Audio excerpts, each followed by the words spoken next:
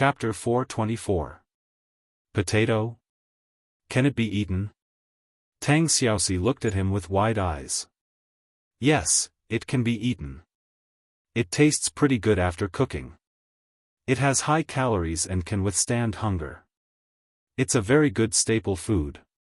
Wait a moment, I need to confirm if this is a real potato. As she spoke, Lin Muyu lightly crushed a potato and spread the juice on her palm. She said, Lulu, come out and help me analyze if this is a potato and if it can be eaten. Yes, brother. The beautiful elf official flew up and circled around Lin Muyu's hand before returning to Hai.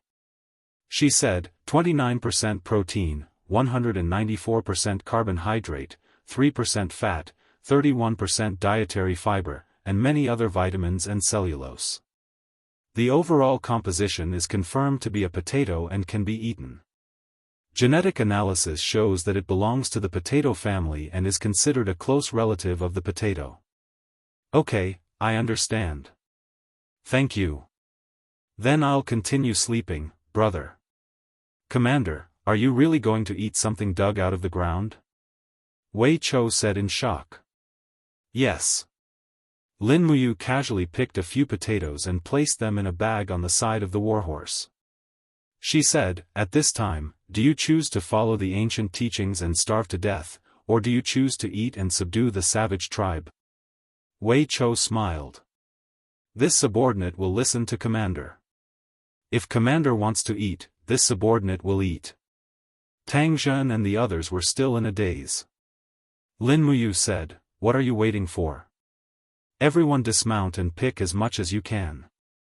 Bring a batch of potatoes back to camp and cook and eat them. Then, send more people to dig potatoes in Butterfly Valley. There are potatoes everywhere in the valley and it will be enough for the army to eat for a month. It will be enough for the demon race to survive this spring. A fox general was very excited.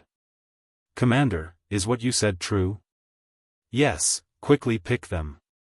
Yes. Everyone dismounted. Each person dug up a dozen kilograms of potatoes and carried them on the backs of their horses.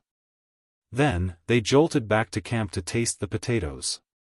Why would people care so much when they were about to starve to death? Just like Shihua in Winter Frost City, he could even eat human flesh. What else could he not eat? At lunchtime, smoke curled up from the chimneys of the spiritual fire department. Pot after pot of potatoes with chili and salt were served. Lin Muyu accompanied Tang Xiaoxi, each holding an empty bowl as they waited for this military meal. When the huge potatoes were placed in the bowl, Tang Xiaoxi couldn't help but smile. It smells so good. Is it really edible? Don't worry. Lin Muyu took the lead and swallowed half of it in one gulp. It was almost scalded to death. She ate it with tears in her eyes. Tang Xiaoxi tasted the soup mouthful by mouthful and seemed to be able to taste the sweetness within. After eating a fist-sized potato, she drank the soup and put down her bowl and chopsticks with great satisfaction. In the distance, a group of starving soldiers were also fighting to eat this underground food. Not only were the potatoes delicious, but they also provided a lot of energy. They were very suitable for soldiers to eat. By noon, none of those who had eaten the potatoes had any problems. Thus, Tang Zhen happily led over 10,000 soldiers to Butterfly Valley to collect food. This way, the food problem had been solved. When Jin Xiaotong's food arrived, the situation should have been settled. In Coiling Dragon Valley. Goo goo, the sound of rumbling stomachs could be heard. The great wilderness god sat down on a green rock. Beside her, Prince Huangxi was stewing a pot of wild vegetable soup. He said with a sorrowful expression, This wild vegetable is not even enough to fill the gaps between my teeth. Royal Father, are we really going to be trapped here? The weapons of the humans are so powerful. Our warriors are unable to charge through. The great wilderness god's face was pale. He said, It's all my fault. I led my people to cross the desert and come here. I didn't think that there would be such a powerful army on the other side of the desert. It's all my fault, Huangshi said. Royal father, you can't be blamed for this. The number of people in our tribe is increasing, but the land is decreasing. Last year, over 10,000 people starved to death. If royal father didn't lead the army here, I'm afraid that these people would also starve to death. This is a calamity for our great wilderness tribe. It has nothing to do with royal father's decision. Son, do you think that Lin Muyu can be trusted? Lin Muyu? That person with the golden sword. Oh, he's very strong. I can feel that he's very strong from his aura. Huangshi frowned. Royal father, why are you suddenly asking this?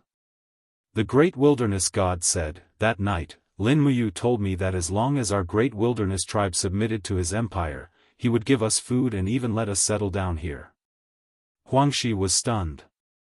He gritted his teeth and said, no, our great wilderness tribe has roamed the wilderness for tens of thousands of years and defeated many powerful opponents. Royal father, have you forgotten? We have defeated the New Shi nation, the hard-footed army, and the Iron Mountain dwarves. These races have already bowed to our great wilderness tribe. Why should we submit to those weak humans? Son, you're right. The great wilderness god sighed. His eyes shone with a strong light. He said, this king has roamed the wilderness for his entire life and defeated many powerful enemies. But now, we have reached the end of the road. I have no other choice. I can either starve to death with the 30,000 warriors behind me, or I can only submit to the humans. What choice do you want me to make? Huangshi clenched his fists. Royal father, I am willing to advance and retreat with you. We will kill our way out. I would rather be shot to death than give up the dignity of the warriors of the great wilderness tribe. Good child. The great wilderness god patted Prince Huangshi's shoulder and said, unfortunately, royal father is old and no longer has such lofty aspirations. I must consider the future of the tribe. If all the elite warriors of the great wilderness tribe die in this valley, then it will be my fault. Huangshi remained silent. The great wilderness god said, how many people starved to death today? 71, royal father. Sigh. Have we found new food? The warriors have already dug 3 feet into the ground, but they still can't find anything edible. Many of the warriors swallowed the soft soil but died because it was too hard to digest. The great wilderness god said, this king has decided to test Lin Muyu's credibility. Send someone out of the valley and tell Lin Muyu that if she wants to gain our trust, she must first send us 30,000 kilograms of food. Yes, royal father. At dusk, with Lin Muyu's permission, a total of 30,000 kilograms of potatoes and rations were transported into the valley by the unarmed warriors of the great wilderness tribe. Under the setting sun, the armor of the imperial generals outside the valley was suffused with a moving radiance. Wei Qiu asked with a puzzled expression, Commander, our own food is already very difficult, why do we still have to give food to this group of barbarians? Didn't you say that you want to starve them, let them have a taste of hunger, and then force them to surrender? Yes, I think they have already tasted hunger. Otherwise, someone as arrogant as the great wilderness god wouldn't beg us for food. Lin Muyu's eyes lit up. This time, he is testing me to see if I really have the intention to accept them. Moreover, I want the great wilderness tribe's warriors to be alive and kicking, not people who starve to death. Be patient, they will surrender soon. At that time, we will need to prepare more food. Yes, this subordinate understands. Tang Zhen happily said, congratulations, Commander, we are about to reclaim the great wilderness tribe. Lin Muyu didn't look too happy. Instead, her handsome face showed some worry. I just don't know how the war between the Empire and the demon race is progressing. I hope it goes smoothly. I hope that Xiao Yin and Brother Feng are fine. Commander, don't worry. Her Highness the Empress is the ruler of the world and will be protected by the gods. If the gods were protecting them, good people like Chu Huayin and Qin Lei wouldn't have died. Lin Muyu looked up at the sky and couldn't help but sigh. I wonder when these wars will end. Wei Chou was stunned. Commander, are you tired of these endless wars? How can I not be tired? Lin Muyu gently grasped the hilt of her sword. Who doesn't want to be by the side of their loved ones? Who doesn't want to live a carefree life like Xiaoyao? It's just that as long as the war continues, such days will never come. Tang Xiaoxi faintly nodded. Her pair of beautiful eyes looked towards the jungle in the east. No one knew what she was thinking. Night slowly fell. The sound of rushing water came from the tributary of the Daojiang River in Cangnan Province. The bright moon refracted beautiful rays of light in the sky, shining on this once extremely beautiful land. The light of the torch illuminated Qin Yin's beautiful face. She looked at the light of the bonfires in the demon race's camp on the east bank and couldn't help but sigh. Your Highness. Feng Jixing cupped his fists and said, this subordinate will keep watch. Your Highness should rest early. No, I don't want to sleep yet. Qin Yin looked at the opposite bank and asked, General Feng, what do you think the demon race's plan is? It has already been more than 10 days and they haven't made a move. They are only mobilizing their troops. Which city will they attack? This general doesn't know. Feng Jixing, Qian Feng is an extremely intelligent fellow, maybe, he is plotting something. The only thing we can do is to sit back and observe the changes, and then strike after the enemy strikes. The steel wall is basically completed, Your Highness, don't worry. The demon race is not good at attacking cities, even if they have siege weapons, they might not be able to climb up the wall. As long as we guard this line of defense, there will naturally be no worries. How is the war in the Endless Forest? Very smooth. I believe that you will be able to defeat the great savage race's army in one fell swoop. That's good. The moonlight was like water, shining on the earth. On both sides of the tributary of the Daojiang River, the light of the fire connected. This war would determine the situation and fate of the shattered Cauldron Realm continent for the next 100 years.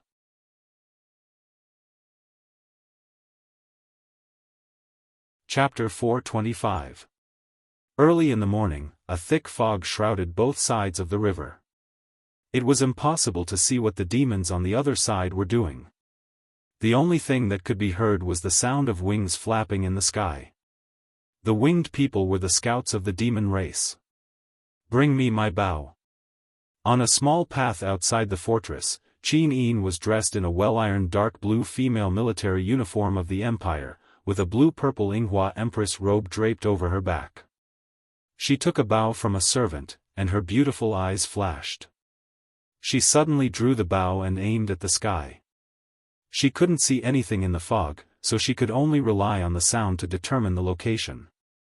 With a whoosh, the arrow left the bow, and the next moment, a winged person screamed in pain and fell into the forest in front of her. Your Highness has great archery skills. Feng Jixing couldn't help but praise. Qin Yin stood there suspiciously.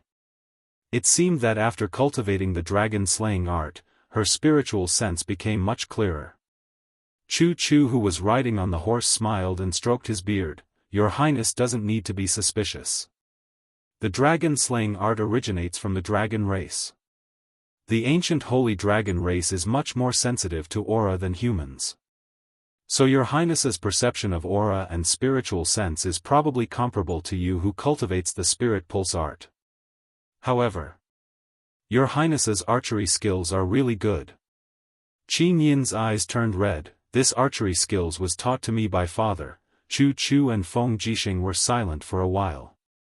Everyone slowly walked on the small path. A total of 5,000 imperial soldiers were protecting them. In addition to the 3 experts, Chu Chu, Feng Jixing, and Qin Yan, even if Luo Lan came personally, she wouldn't be able to do anything to Qin Yin. The river flowed endlessly. Qin Yin spurred her horse forward, and the dragon-shaped god-binding chains wrapped around her body.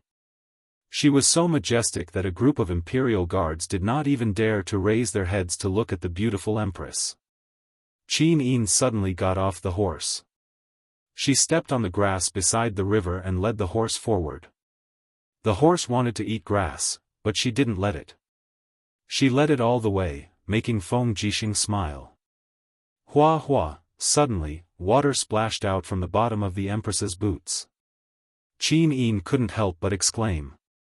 She stood there dumbfounded, looking thoughtful. "What's wrong, Your Highness?" Feng Jixing asked. Qin Yin frowned and said, "When I passed by here yesterday, the water level of the Daojiang River hadn't reached this level yet.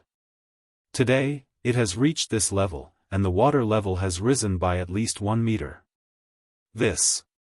Even in spring, the water level shouldn't rise so quickly, right?" "Indeed, it's not that fast." Feng Jixing smiled. "But, what did Your Highness think of?" "Yes." Qin Yin frowned and said, "General Feng, I've thought of a very frightening situation. Do you think the demon race will fill up the river and try to use the heavy equipment to attack the steel wall? If the water level has really risen, I'm afraid they're already doing it." Feng Jixing's body trembled and his face turned pale. "Someone, immediately spur the horses to search along the river downstream. Once the demon race has any unusual movements, immediately report to me." "Yes, Commander." A group of Imperial Army cavalry galloped away. It was common sense to cut off the river downstream and raise the water level upstream. Feng Jixing and Qin Yin's heart turned cold. They must not look down on Qianfeng. They must not look down on the wisdom of the demon race's commander. Otherwise, it would be a disaster. The blazing sun dispersed the fog. At noon, an Imperial Army cavalry galloped along the river bank and looked at the opposite shore with a dumbfounded expression. There, a large number of armor demons were hurrying back and forth. They were carrying sacks of mud that weighed hundreds of kilograms on their shoulders as they galloped and threw the sacks into the river. The demon race was indeed filling up the river. Half of the river had already been cut off, and this Imperial Army armored cavalryman's face was pale as he retreated and shouted loudly, "Quickly send a letter to Commander Feng, the demon race is filling up the river 20 miles west of Mountain Forest Town's crossing." After noon, a large number of human troops gathered by the river bank. Qin Yin, Feng Jixing and Xiangyu personally supervised the battle. The Imperial soldiers with heavy shields formed a line of defense by the river bank and watched the other party fill up the river. "No, we cannot let them do as they wish." Feng Jixing's expression turned cold and said, "Your Highness, please mobilize the navy and order Beilitsang to go out to battle and destroy the demon race's dam. Otherwise, once the dam is completed, it will be our disaster." "Yes." Qin Yin turned and said, "Beilitsang, immediately lead the navy to battle and use crossbows and arrows to disrupt the demon race's dam building plan." "Yes, Your Highness." The war drums rumbled and dozens of naval warships docked on the shore slowly sailed around the dam. The deck was full of archers with longbows. They were about 50 meters away from the dam. Tens of thousands of arrows were shot at the same time.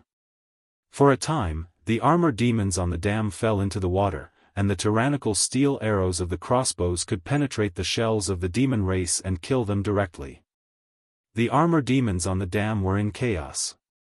At this moment, a high-ranking demon race general, who was enshrouded in blood demon breath, rode his horse, raised his long sword and shouted in the demon race's language. Soon, the armor demons picked up a shield that shone under the sun and blocked around the dam. Suddenly, most of the arrows were bounced off, but the demon race's sacks were still falling into the water, constantly cutting off the Rice River tributary. "Not good," Xiangyu gnashed his teeth and said, "the demon race actually came up with such a despicable method. It's really hateful." Feng Zhangsheng frowned and said, "Pass down the order, let the navy throw barrels filled with black beech oil on the dam with catapults, and then shoot arrows. I'd like to see if these armor demons can continue to build the dam in the flames." Yes. Soon after, catapults were launched from the battleships one after another.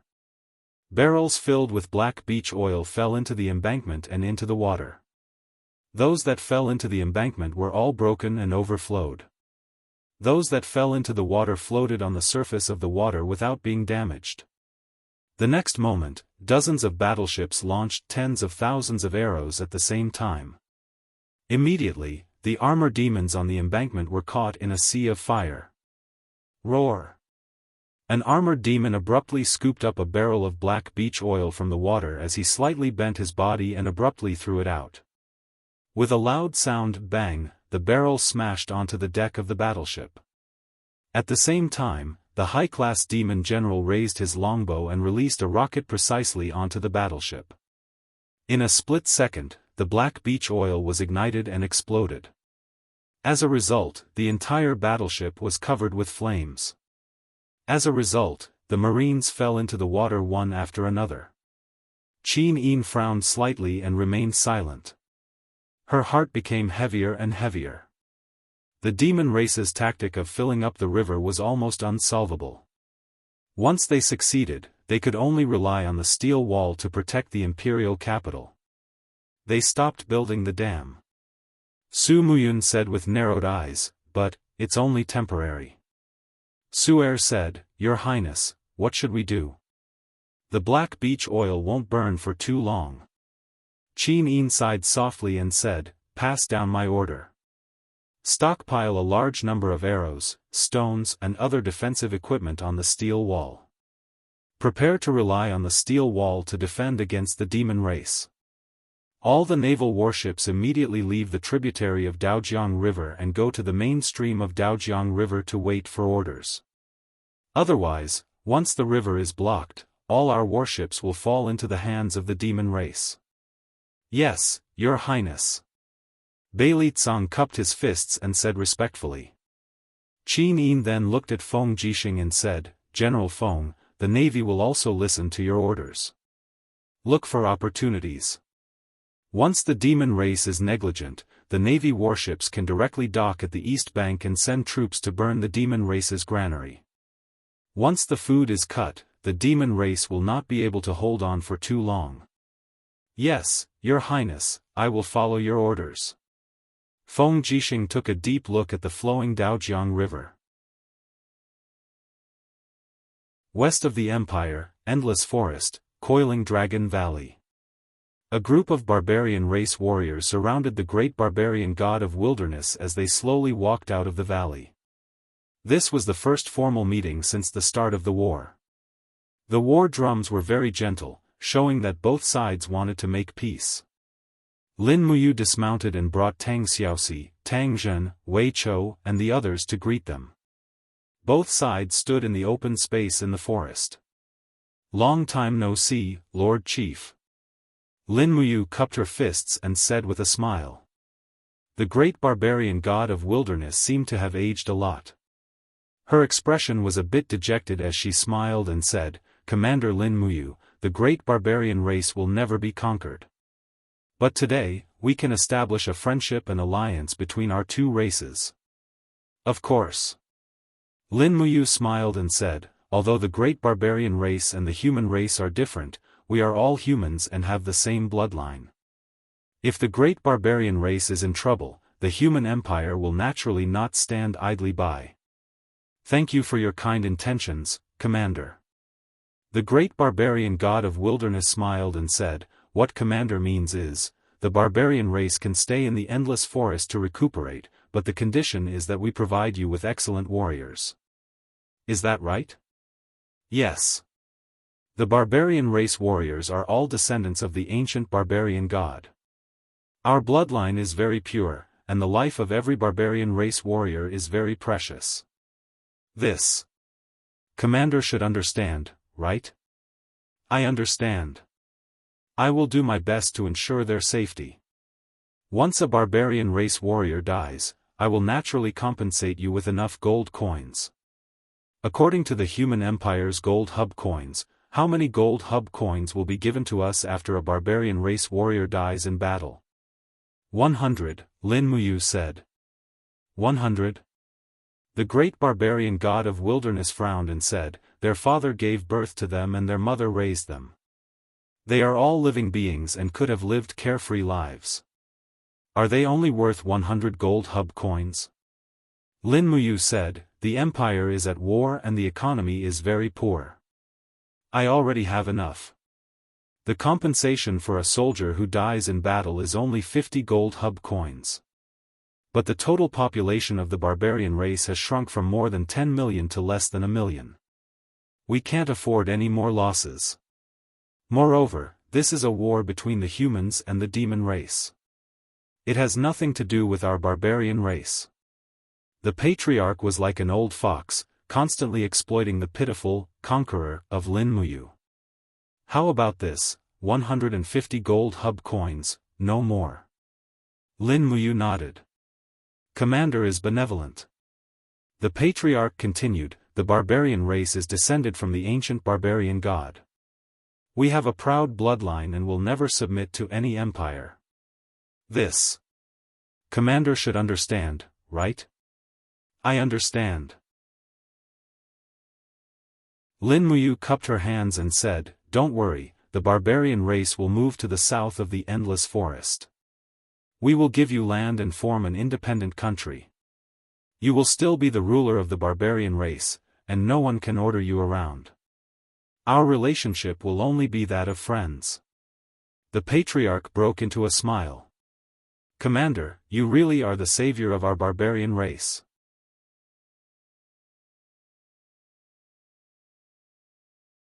Chapter 426. In the afternoon, an army of 5,000 soldiers from the great wilderness tribe slowly walked out of Coiling Dragon Valley. Everyone was so hungry that their faces were sallow and their bodies emaciated. This was the advance team that the old fox patriarch had sent out. In reality, it was also a team used to test Lin Muyu's loyalty. This advance team would first settle down in the endless forest. Only after that would the great wilderness god lead the other 20,000 soldiers out of Coiling Dragon Valley.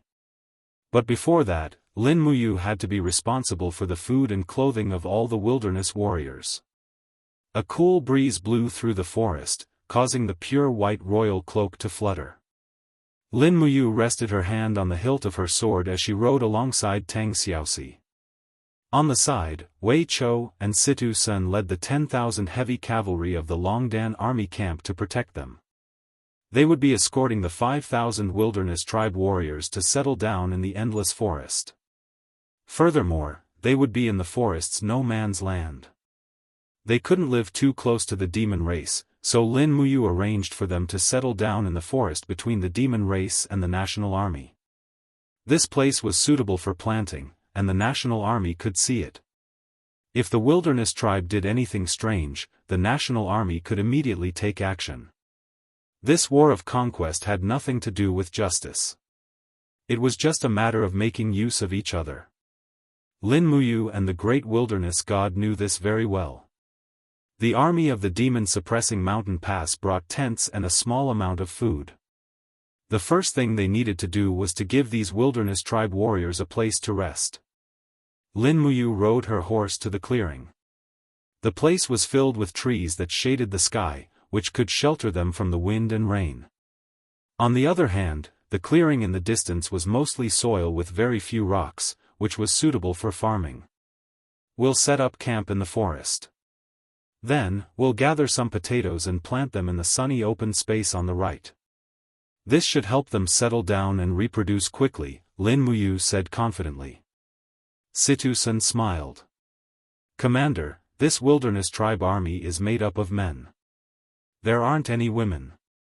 It's probably impossible for them to reproduce. It doesn't matter. Once they settle down, the great wilderness god will naturally arrange for people to migrate the distant wilderness tribe and let them come to the empire to reproduce." "Yes, this subordinate understands. Is Xiaotong's grain transport team here yet?" "Soon. I'll definitely arrive before dusk." That's great." Lin Muyu was deeply worried. Since he came to the Forest of Infinity, his biggest problem was food. His mind was almost filled with food, food, food, and food. He was almost driven crazy by the food. The Ministry of War and the Ministry of Revenue could send about 200,000 jin of food every day, but it was far from enough to feed the 200,000 soldiers. Especially after the barbarian tribe decided to surrender, each young and strong barbarian tribe warrior could eat as much as 3 human soldiers. It was so much so that Lin Muyu had to consider the food rations of the nearly 300,000 soldiers in the Forest of Infinity. Including the civilians of the demon tribe who had lost their source of food, the daily consumption of food was at least 700,000 jin. At dusk, Wei Chou walked over holding a piece of paper and said, "Young Lady Xiao Tang has sent Yu's letter. The grain transport team from Lanyan City is only 10 miles away from here. Alright, come with me to welcome them." Yes. The Forest of Infinity was not peaceful. Although Tang Xiaoxi was the ruler of the demon tribe in name, it did not mean that every little demon listened to her orders.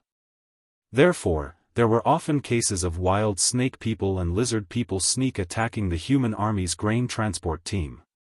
There were a few cases a few days ago. The cavalry of the Longdan army camp galloped forward under the leadership of Lin Muyu.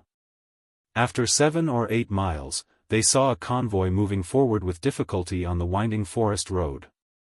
The banners were the banners of the Imperial Purple Flower Chamber of Commerce and they were escorted by the guards of the temple. There were about 50 of them and one of them looked familiar. It was Zhou Yao, one of the deacons of the temple.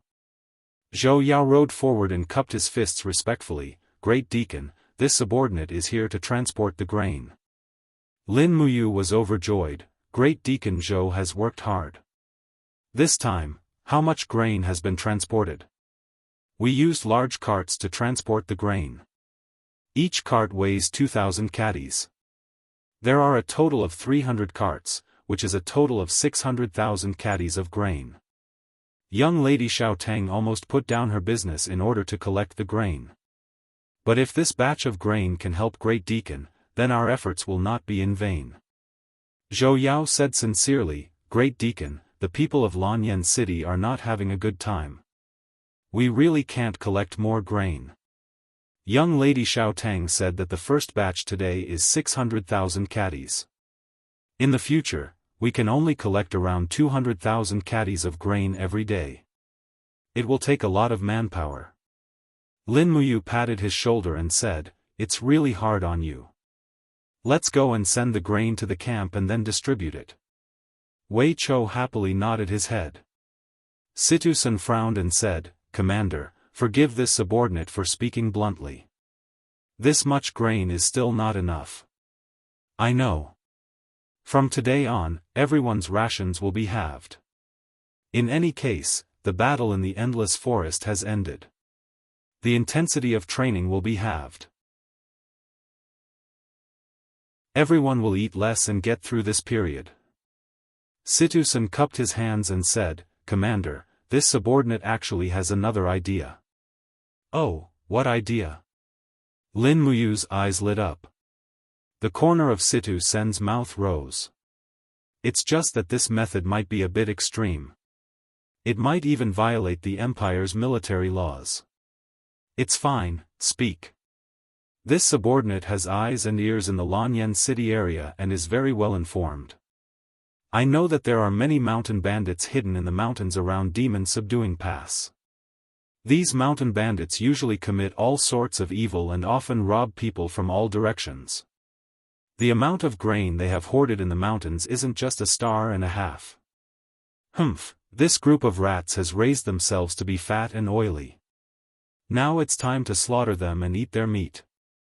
As long as Commander gives the order, this subordinate will immediately lead the brothers of the Second Army up the mountain to exterminate the mountain bandits and bring back their grain. Moreover, their mountain strongholds will definitely have a lot of gold coins. With these gold coins, we can buy food in the villages within Demon Subduing Pass to solve our urgent needs."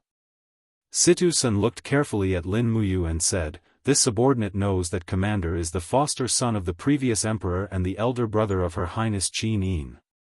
Perhaps you will despise this subordinate for doing such a dirty thing. No, there's nothing dirty about this matter. Lin Muyu was in high spirits as she patted Situ Sen's shoulder. General Sun, if you can really complete this task, I will give you a great merit. I can also recommend you to join the Imperial Guard and receive the special honor of the Imperial Guard. Situ Sen was overjoyed. Really? Commander won't lie to me? When have I ever lied to you? But when exterminating the mountain bandits, try to minimize our own losses. Yes, this subordinate understands. I only ask for the commander's token to allow this subordinate to mobilize the army. Lin Muyu took a bronze tiger tally from Deputy Commander Wei Chou and directly handed it to Situ Senior. I'll grant you 10,000 troops. Go, I'll wait for your good news in the endless forest. Don't worry, Commander. Situ Sen will not disappoint you. In the blink of an eye, 5 days had passed. The endless forest was quiet. Everywhere was the scene of birds chirping and flowers fragrant. The wild beasts that hibernated in the caves and crypts woke up and began a new year in the forest. In particular, the awakening of some herbivores seemed to have added a lot of vitality to the forest. The Ministry of Revenue's grain was continuously delivered every day. The grain collected by Jin Xiaotang was delivered every 2 days. Together with the large amount of potatoes dug out in Butterfly Valley, it was barely enough to feed 300,000 troops. The next thing to do was to wait for the potatoes planted by the Longdan army camp and the savages to be harvested early. Early in the morning, Wei Chao's respectful voice came from outside the tent. Commander, Prince Huangxi requests an audience. Let him come in. Yes. Wei Chou lifted the curtain and walked in with the burly prince of the savages. Huangxi originally only had contempt for humans, but now he could not help but be amazed by their planting skills. After seeing Lin Muyu's ability, he also understood how powerful human cultivators were. Their strength was not something that could be compared with pure brute force. Lin Muyu, who was in the midst of refining his star art, slowly retracted the source of his energy. Rays of blue starlight surrounded his body. He slowly opened his eyes, a pair of clear eyes filled with divine light. He smiled and said, Prince Huangxi, what's the matter? Huangxi smiled. Commander Yu, the first batch of potatoes we planted has been in the soil for so many days. Why haven't they sprouted yet? Lin Muyu could not help but laugh. Don't be anxious. Just make the soil soft and moist. This kind of potato can be planted throughout the year except for winter. You need to be patient. The plant's growth speed is not as fast as you think. Yes. Huangxi nodded and said with a smile, Commander Yu, Father will be leading the rest of the people to settle down here tomorrow. The tents and wooden houses are not enough. Please prepare more tents to shelter the warriors of the barbarian tribe from the wind and rain. You also know that although the warriors of the barbarian tribe are brave, they are not good at farming and weaving. I know. Oh yes, Prince Huangxi. Commander Yu, what's the matter? And, according to my agreement with the great desolate god, we will help you survive in the endless forest. In exchange, you will give me a force of 5,000 people. I need the most valiant and ferocious desolate tribe warriors. Prince, can you help me choose? If you are willing, I will appoint you as the commander of this troop. Huangxi was overjoyed. Commander Yu, you are willing to let me personally lead the warriors? And, the condition is that you have to choose the strongest 5,000 people for me. Don't worry, Huangxi will do it. Prince Huangxi imitated the human army and cupped his fists. Wei Chou could not help but laugh. What are you laughing at? Huangxi stared at him with his round eyes. Wei Chou waved his hand and held back his laughter. Nothing. Your Highness, do you have anything else? If not, you can leave now. Humph. Prince Huangxi turned around and cupped his fists at Lin Muyu. Then, he walked out of the door with his head held high like a proud prince. Is there any news from Tsangnan province? Lin Muyu watched Huang Shi leave before she asked lightly. Wei Chao's expression was solemn. Yes, Qianfeng is planning to fill up the river. They plan to cut off the flow of the river and create a man-made dam. Then, they will cross the river and attack the steel wall. Lin Muyu was stunned. She frowned and didn't say anything.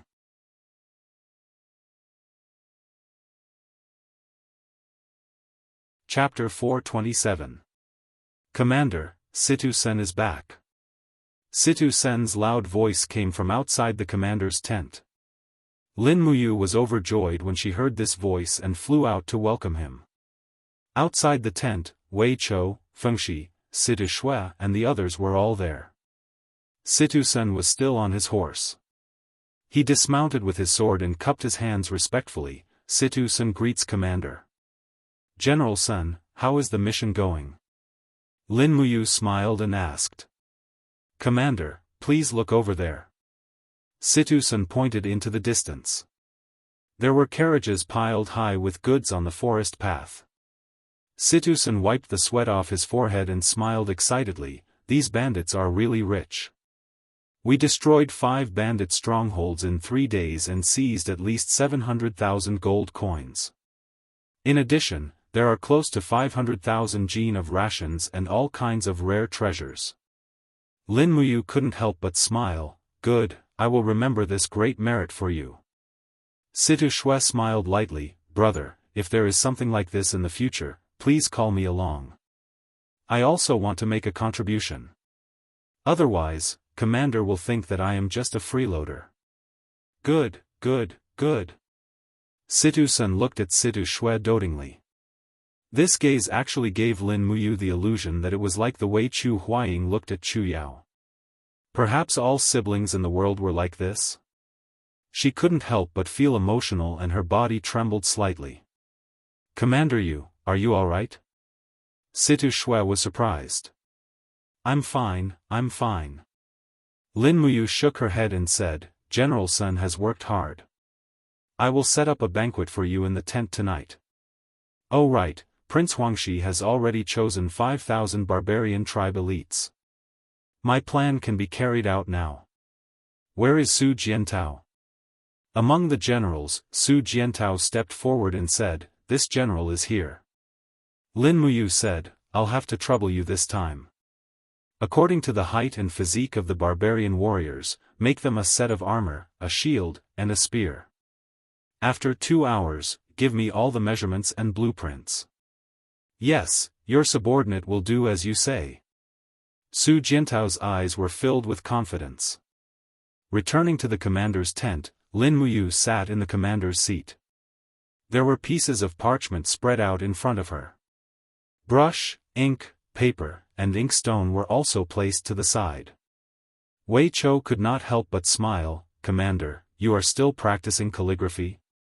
How is this calligraphy? Lin Muyu smiled and explained, I'm compiling a martial arts manual.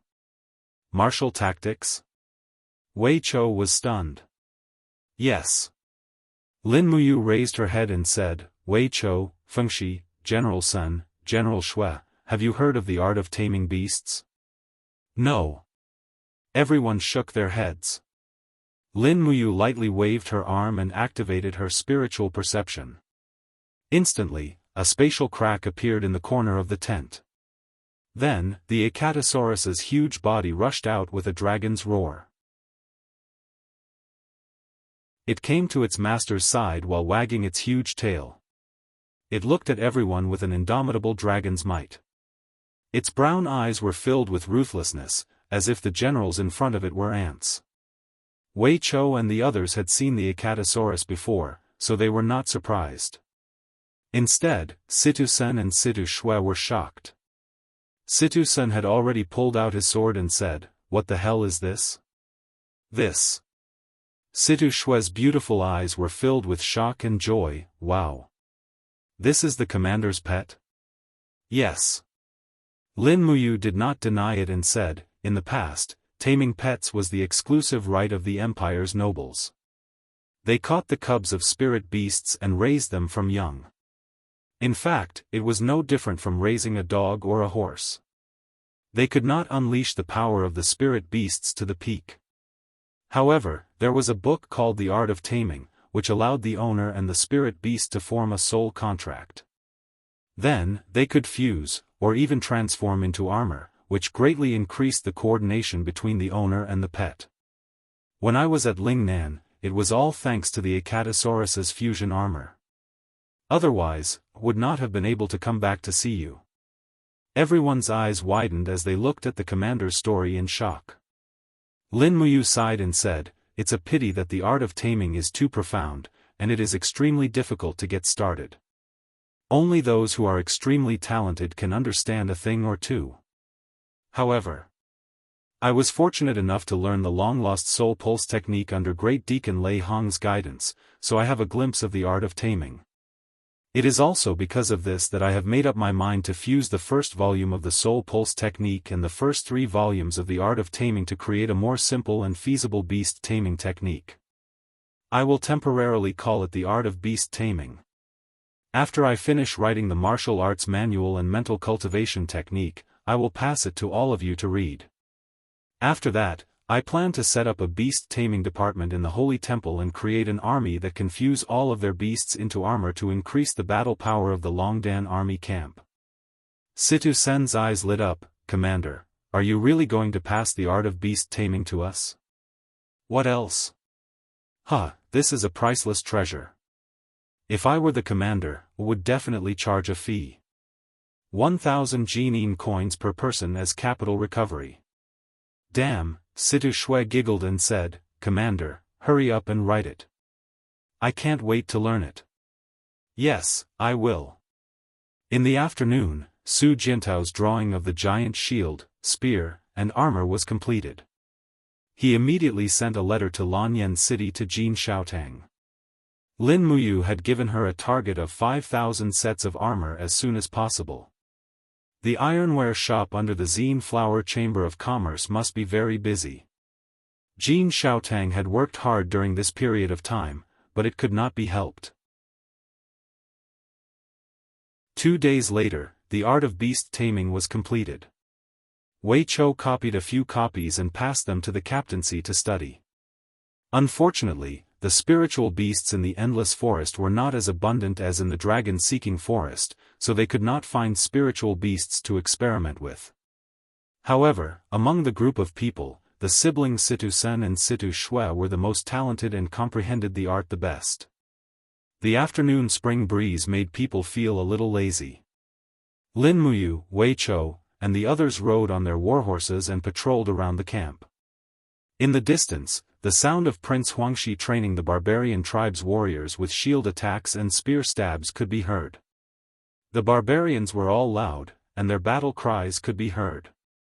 Wei Chou frowned and said, "Commander, when are we returning to the Empire? Are you also worried about the war between the Empire and the demon race?" Lin Muyu asked. "Yes, the opponent is the demon race. I can't help but worry. Let's wait a little longer."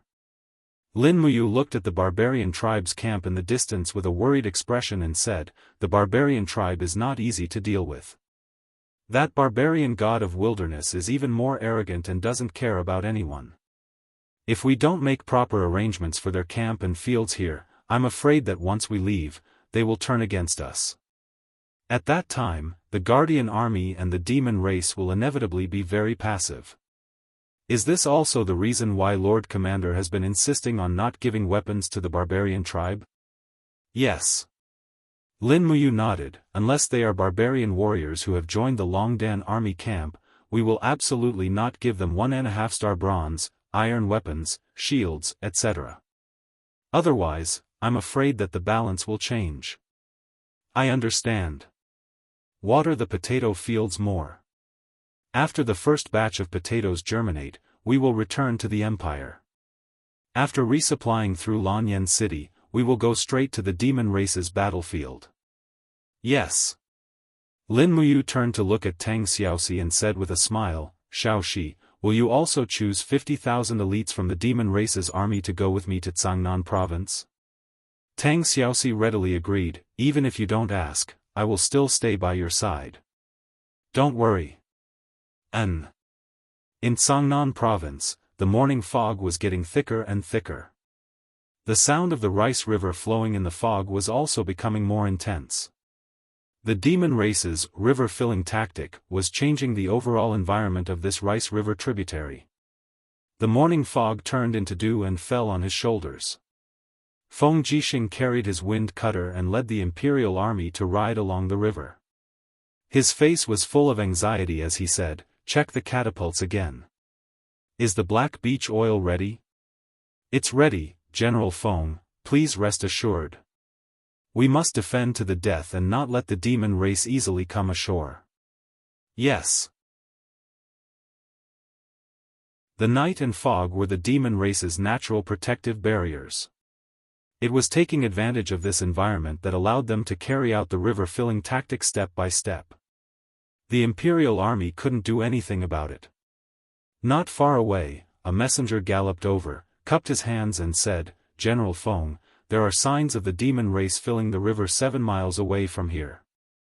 They have already filled up the middle of the river. In addition, there are signs of the demon race filling the river in 4 places in the defensive area of Maple Ferry." "Bastard!" Feng Jixing turned around and pulled out his long saber. With a roar, the raging whirlwind do qi around his body danced as he slashed at the dense fog. Instantly, flames spun out and blew away the dense fog that was close to 100 meters away. However, he saw that the dam built by the demon race was already less than 40 meters away from the shore. If it was any closer, the armor demon could even spread its wings and fly over to attack. "Oh my God!" Zhang Wei was dumbfounded. "It's already so close, forget it." Feng Jixing gritted his teeth and said, "Throw the black beech oil, burn it for me." The catapults on the shore were equipped with oil barrels. Peng peng peng sounds were heard as the oil barrels were thrown out one after another. Immediately, oil barrels floated on the surface of the river. Feng Jixing didn't say anything and rushed out with his sword. His battle boots stepped on the surface of the water and didn't sink. With a spin of his sword, the blade qi smashed the oil barrels on the surface of the water. In the blink of an eye, the water was filled with black beech oil. He pulled back and raised his palm. The purple electric flame wolf roared unceasingly. With a light wave of his palm, the flames ignited and instantly spread out. The oil barrels on the surface of the water immediately exploded. In a moment, more than half of the dam was shrouded in flames. The miserable howls of the armor demon sounded especially pleasant. Zhang Wei couldn't help but laugh. "Good burning." "Good." Feng Jixing wasn't happy at all. He lightly said, "Zhang Wei, after dusk, let all the soldiers on the shore return to the steel wall." "Why, did the commander give up the defense line?" "Yes." Feng Jixing let out a deep sigh. His eyes were filled with helplessness. "What else can we do if we don't give up? Our black beech oil is extremely limited. There's no way we can continue to use it like this. The demon race's attack on the city is already inevitable. We can't let our brothers die in vain under the city wall. Relying on the steel wall, we can still be in an invincible position. Don't forget, our 500 million Jinin coins can't be spent in vain." Zhang Wei grinned. "Commander, old Zhang understands. I'll go and do as you say. Have you told His Highness about the matter of retreating to the steel wall? His Highness has the same idea." "All right, I'll go and pass the order."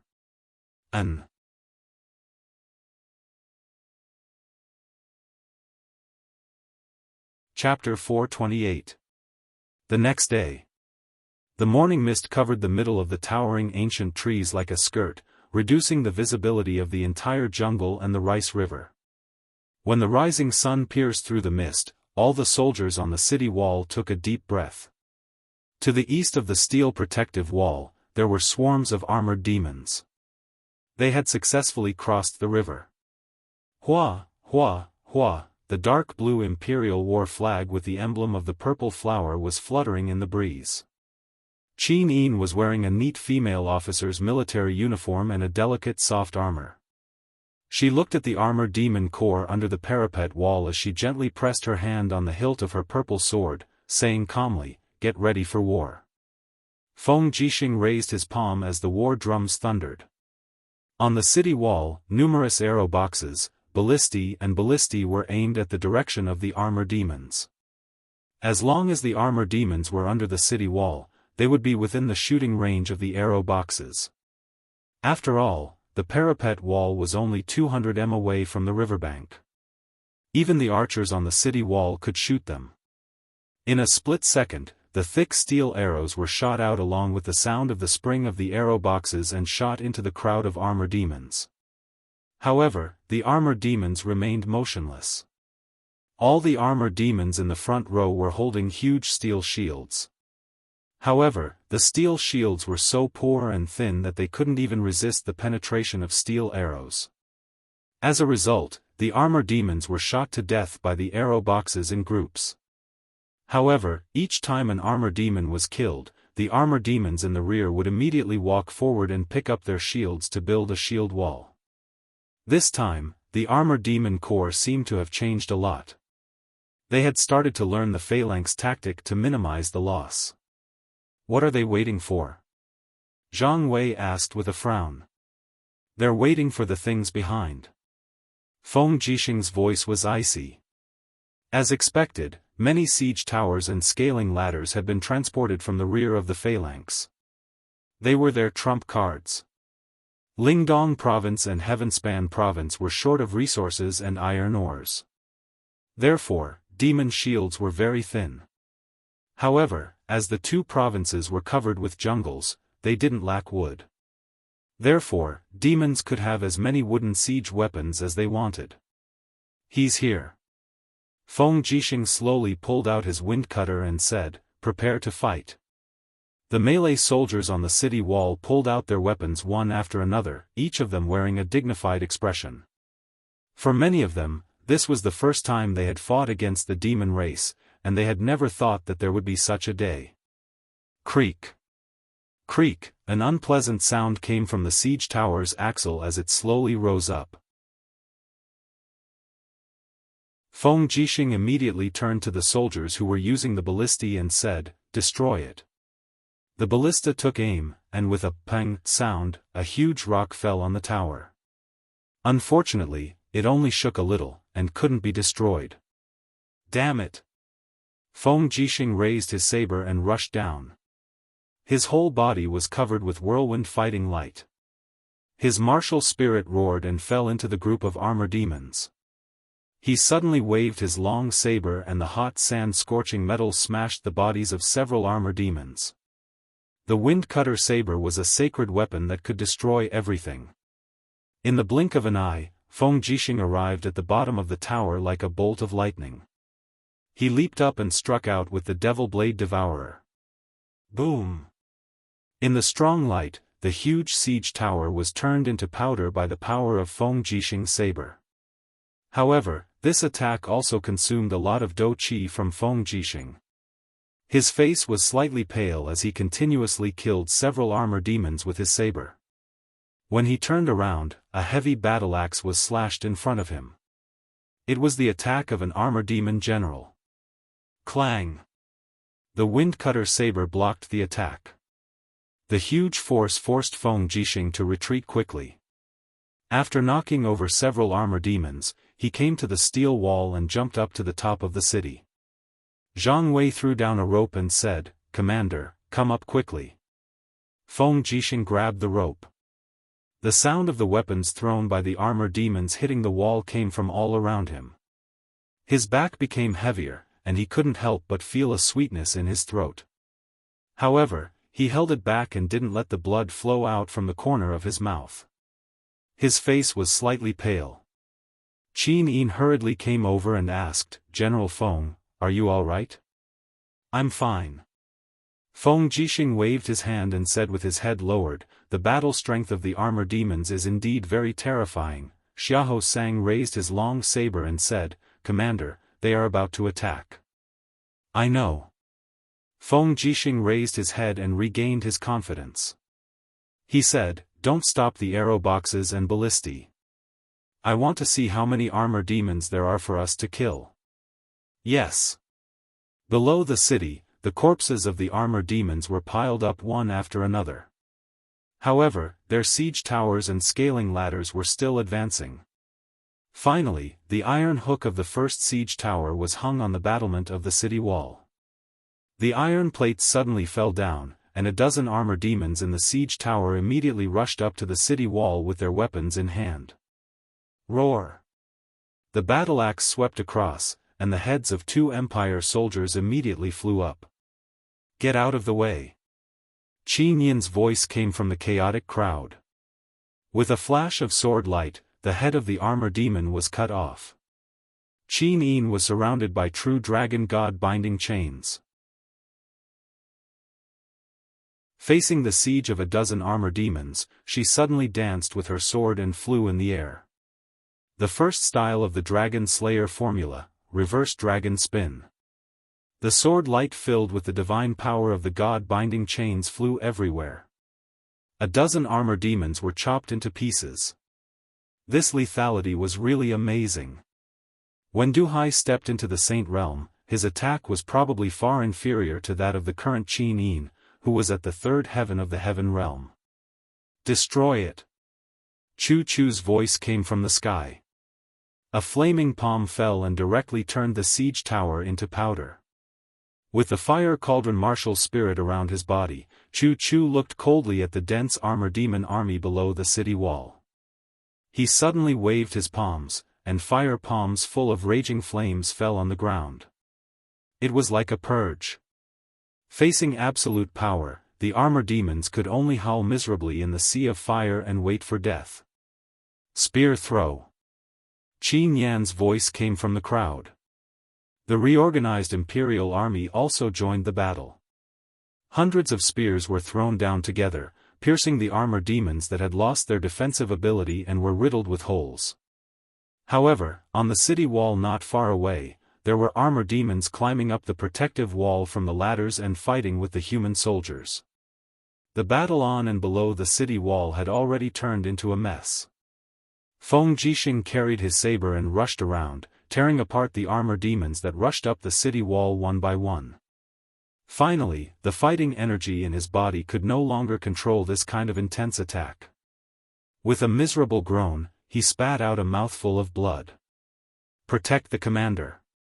Zhang Wei waved his steel saber and cut off the head of an armor demon. However, he was immediately sent flying by the blunt saber of another armor demon. He fell on the battlement in a sorry state. Feeling a chill behind him, Feng Jixing hurriedly said, "Lower your head." Zhang Wei subconsciously lowered his body, only to see a broadsword sweep across and cut off his helmet. Fortunately, he dodged in time, or else his head would have been separated from his body. A few Imperial soldiers bravely stepped forward and pierced their swords into the body of the armor demon that had almost taken Zhang Wei's life, sending it down the metal protective wall. "Keep shooting arrows. Quickly clean them up." Feng Jixing carried his wind cutter and continued to join the battle. In the distance, Qin Yin's shoulders were already stained with a lot of blood. Some belonged to the armor demons, and some belonged to the human soldiers. However, she didn't retreat. Her long sword was surrounded by the power of the golden god binding lock, and it sliced the bodies of the armor demons apart. Meanwhile, Chu Chu was protecting the Empress by her side, constantly eliminating threats for her. The fierce battle continued until dusk. The entire metal protective wall seemed to be stained red with blood. Finally, the demon race stopped attacking the city. It seemed that their military strength was insufficient. A group of demon race only raised their shields 200 meters away from the east of the metal protective wall, blocking the arrows and crossbows. There were corpses everywhere on the city wall, and the ground looked as if it had been washed with blood. Feng Jixing carefully stepped on the blood-covered bricks and said, "Order the arrow boxes and crossbows to stop shooting. Save one arrow." "Yes." Zhang Wei immediately went to pass the order. Feng Jixing continued to ask, "How many arrows did we use today?" Luo Yu, the deputy commander, said, "Sir, the arrow boxes were specially made to use up a lot of energy. Just today, we used up nearly 20% of the arrows. Furthermore, the demon race is guarding outside the city, so we have no chance to retrieve the arrows." "Got it." Feng Jixing's gaze was heavy. "Move the corpses of the dead soldiers to the west of the city and bury them at night." "Yes." Feng Jixing walked down the walkway in disappointment. Inside the fortress, Qin Yin was washing her hands.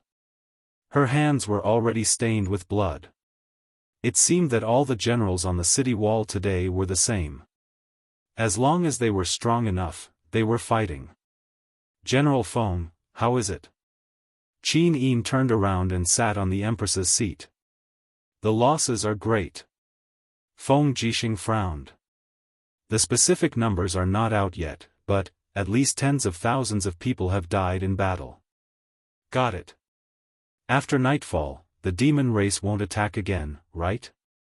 "No, if they attack, we can only use fire to defend." Outside, Xiangyu walked in with a group of Qihai city generals covered in blood and said, "The main force of the Qianfeng Corps is at the ferry at Shanlin town, and the other crossings are just a nuisance." It seems that General Feng didn't guess wrong. Qianfeng wants to attack the fortress at Shanlin town's ferry. "Marquis Pingnan has worked hard," Qin Yin said. Xiangyu hurriedly cupped his hands and said respectfully, "This subordinate is working hard for the nation. It's worth it." That night, the demon race didn't make any big movements. The next day, it was foggy again. Feng Jixing stood on the city wall, and his face was full of anxiety.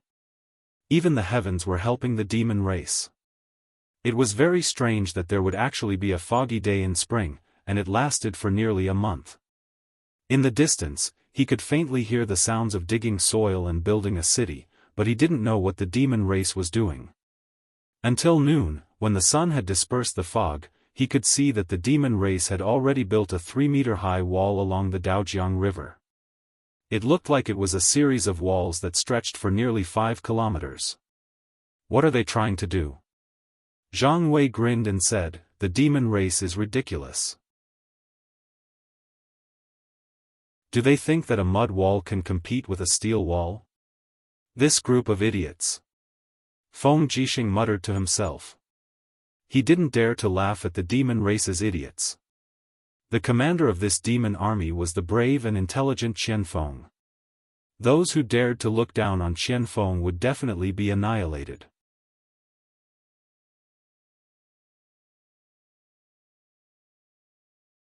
Chapter 429. On the 4th day of the 4th month, year 7735, Lin Muyu led the Longdan army camp and 5,000 barbarian warriors out of the endless forest and returned to Lanyan city. The entire army set up camp at the Longdan army camp outside the city and rested for the night. Starlight shrouded Lanyan city. Lin Muyu looked at the majestic Lanyan city from afar, but she also knew that Qin Yin and Chu Yao were not in the city. The demon clan had invaded, and Qin Yin had personally led the troops. As the chief deacon of the spiritual medicine department, Chu Yao had personally gone to take care of the logistics of transporting medicine and other miscellaneous matters. Rows of carriages sped over under the starlight, escorted by the staff of the temple. In the distance, Jin Xiaotang had already jumped down from her horse and said with a smile, "Brother Yu, all the tasks have been completed. These are 5,000 giant armors, 5,000 spears, and conical steel shields. We used more than 40 ironware workshops in Lanyan city to complete them." "Really?" Lin Muyu was extremely excited. She walked forward and lifted the black cloth on one of the carriages. Sure enough, the spears and shields were suffused with a moving luster under the moonlight.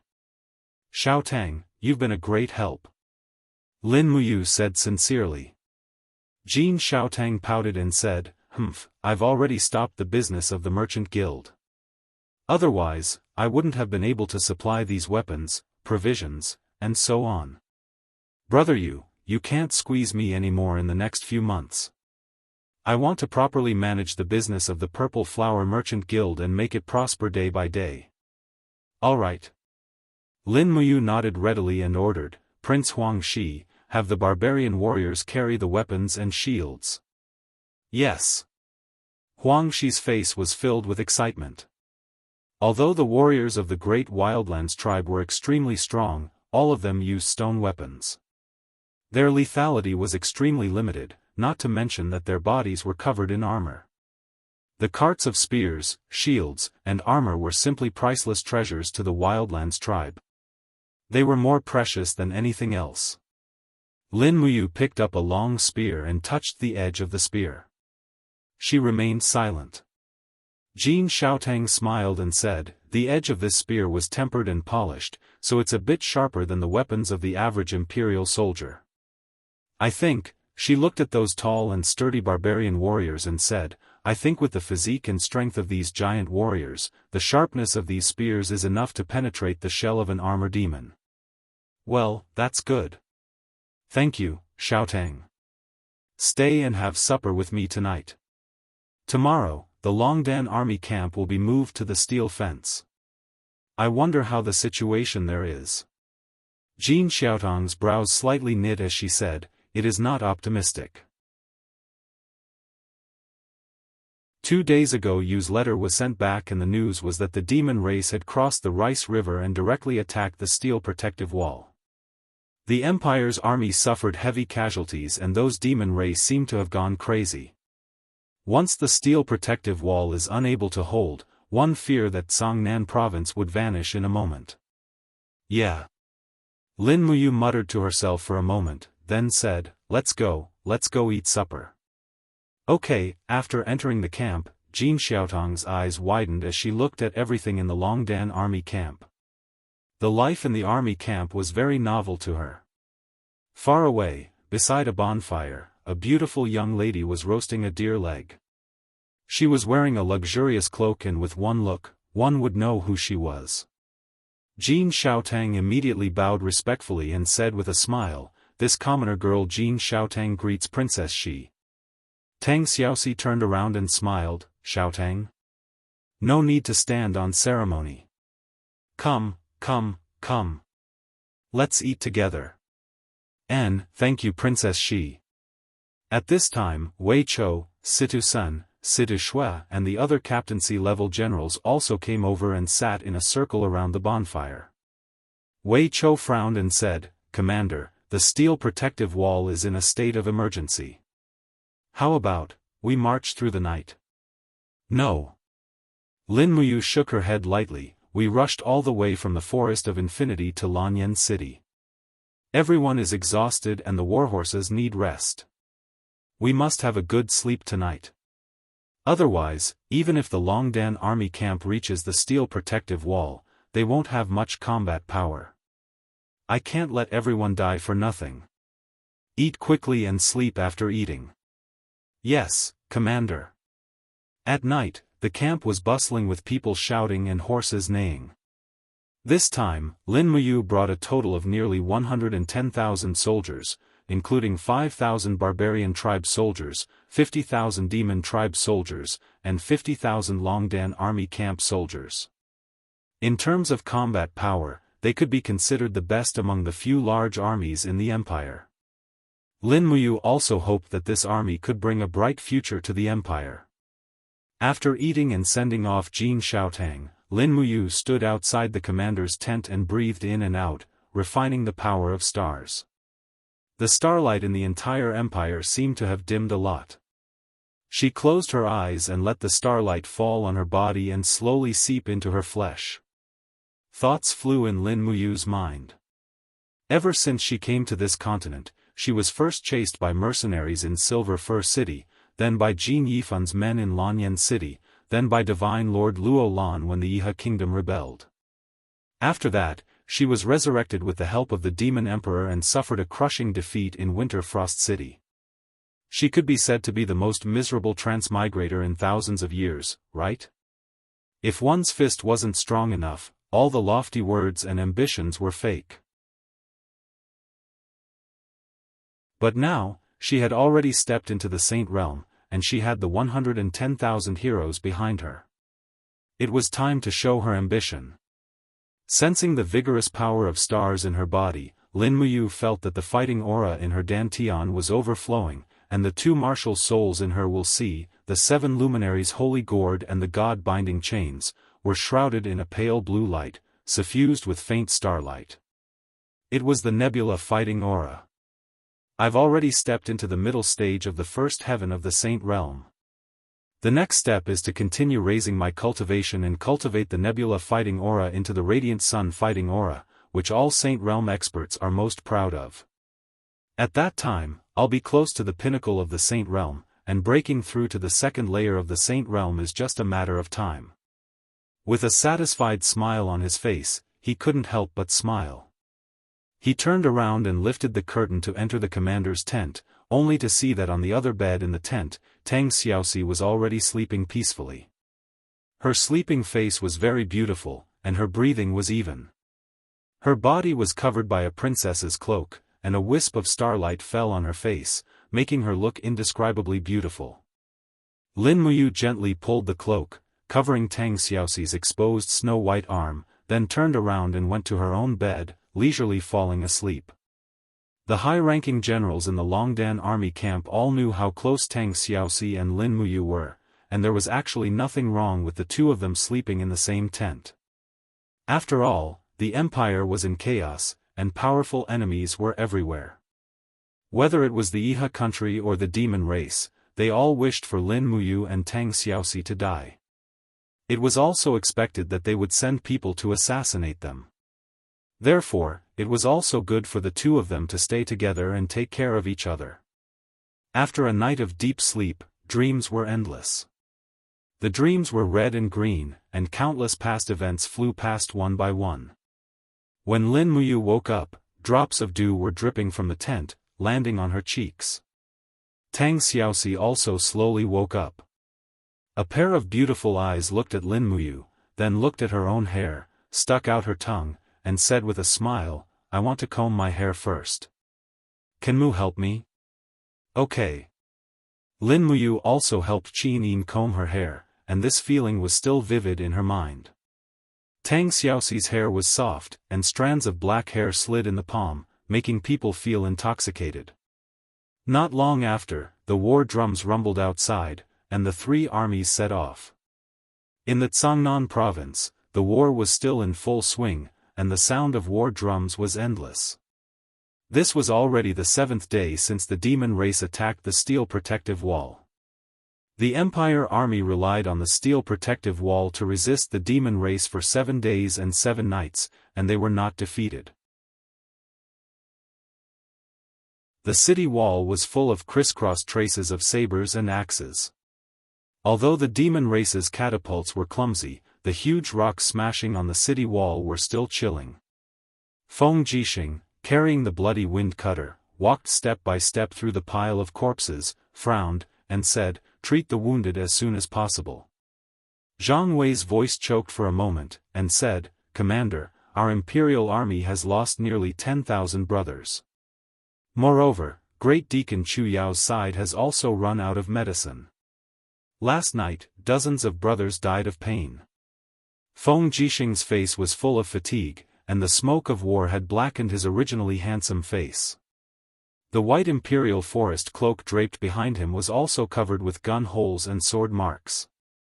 He murmured, "In short, do your best to fight. The steel protective wall cannot be lost, otherwise Cangnan province will be finished. How many arrows do we still have?" Luo Yu cupped her fists and said, "Enough for a day. The demon race has picked up all the arrows under the city wall, these despicable things." Feng Jixing supported Ji Qi, looking at the demon race's earth wall that was continuously rising in height in the distance, and said, "What is Qianfeng thinking? What is their intention in building this wall? I still can't understand." Zhang Wei said, "If you can't understand, then don't think about it." At this time, Xiahou Sang cupped his fists and said, "Commander, this subordinate has just received intelligence from the scouts." Qianfeng's army has a total of 170,000, and in 7 days and 7 nights, they have lost nearly 40,000 armor demons, and nearly 90,000 armor demons, as well as 40,000 winged people, high-level demons, and other miscellaneous troops. In addition, Qianfeng is personally leading the battle, and the demon race's central camp is located near Lake Lu. It is said, there are many enslaved humans there, and some high-level demons, all of them female. Female demons? Feng Jixing was taken aback. What's their background? It's the demon royal family. Our scouts have captured several human slaves, and from them, we learned that a group of high-level demons has also come to the battlefield, as if they want to see the spectacular scene of the demon race attacking the city. Damn it! Feng Jixing's face was ashen, his clear eyes looking at the generals beside him, suddenly clenching his fists. It seems we have to take a risk this time. Commander, please give the order. The generals cupped their fists together. Feng Jixing looked at the crowd, saying, Luoyu, you are the calmest and smartest among the Imperial Army's captaincy-level generals. I order you to lead 3,000 Imperial Army elite cavalry to our naval port at night, and transfer 20 warships into the main Rice River basin. Remember, you can only move in the morning fog at night, and travel along the west bank of Rice River. Once you reach Lake Lu, immediately go ashore and launch a surprise attack on the demon race's grain camp, only burn it without fighting, and disrupt the demon race's supply line. If possible, capture a few demon royal family members and bring them back to the imperial capital. Yes, Commander. Luo Yu's face was covered in blood, raising his head to look at Feng Jixing, his eyes filled with determination. Even if I die in battle, I will not disappoint Commander's expectations. No. Feng Jixing placed his hand on his shoulder, saying, I have given you all the Imperial Army cavalry, and I want you to bring everyone back alive. You must do this, and don't talk to me about failure. This battle, you can only win, not lose. Yes.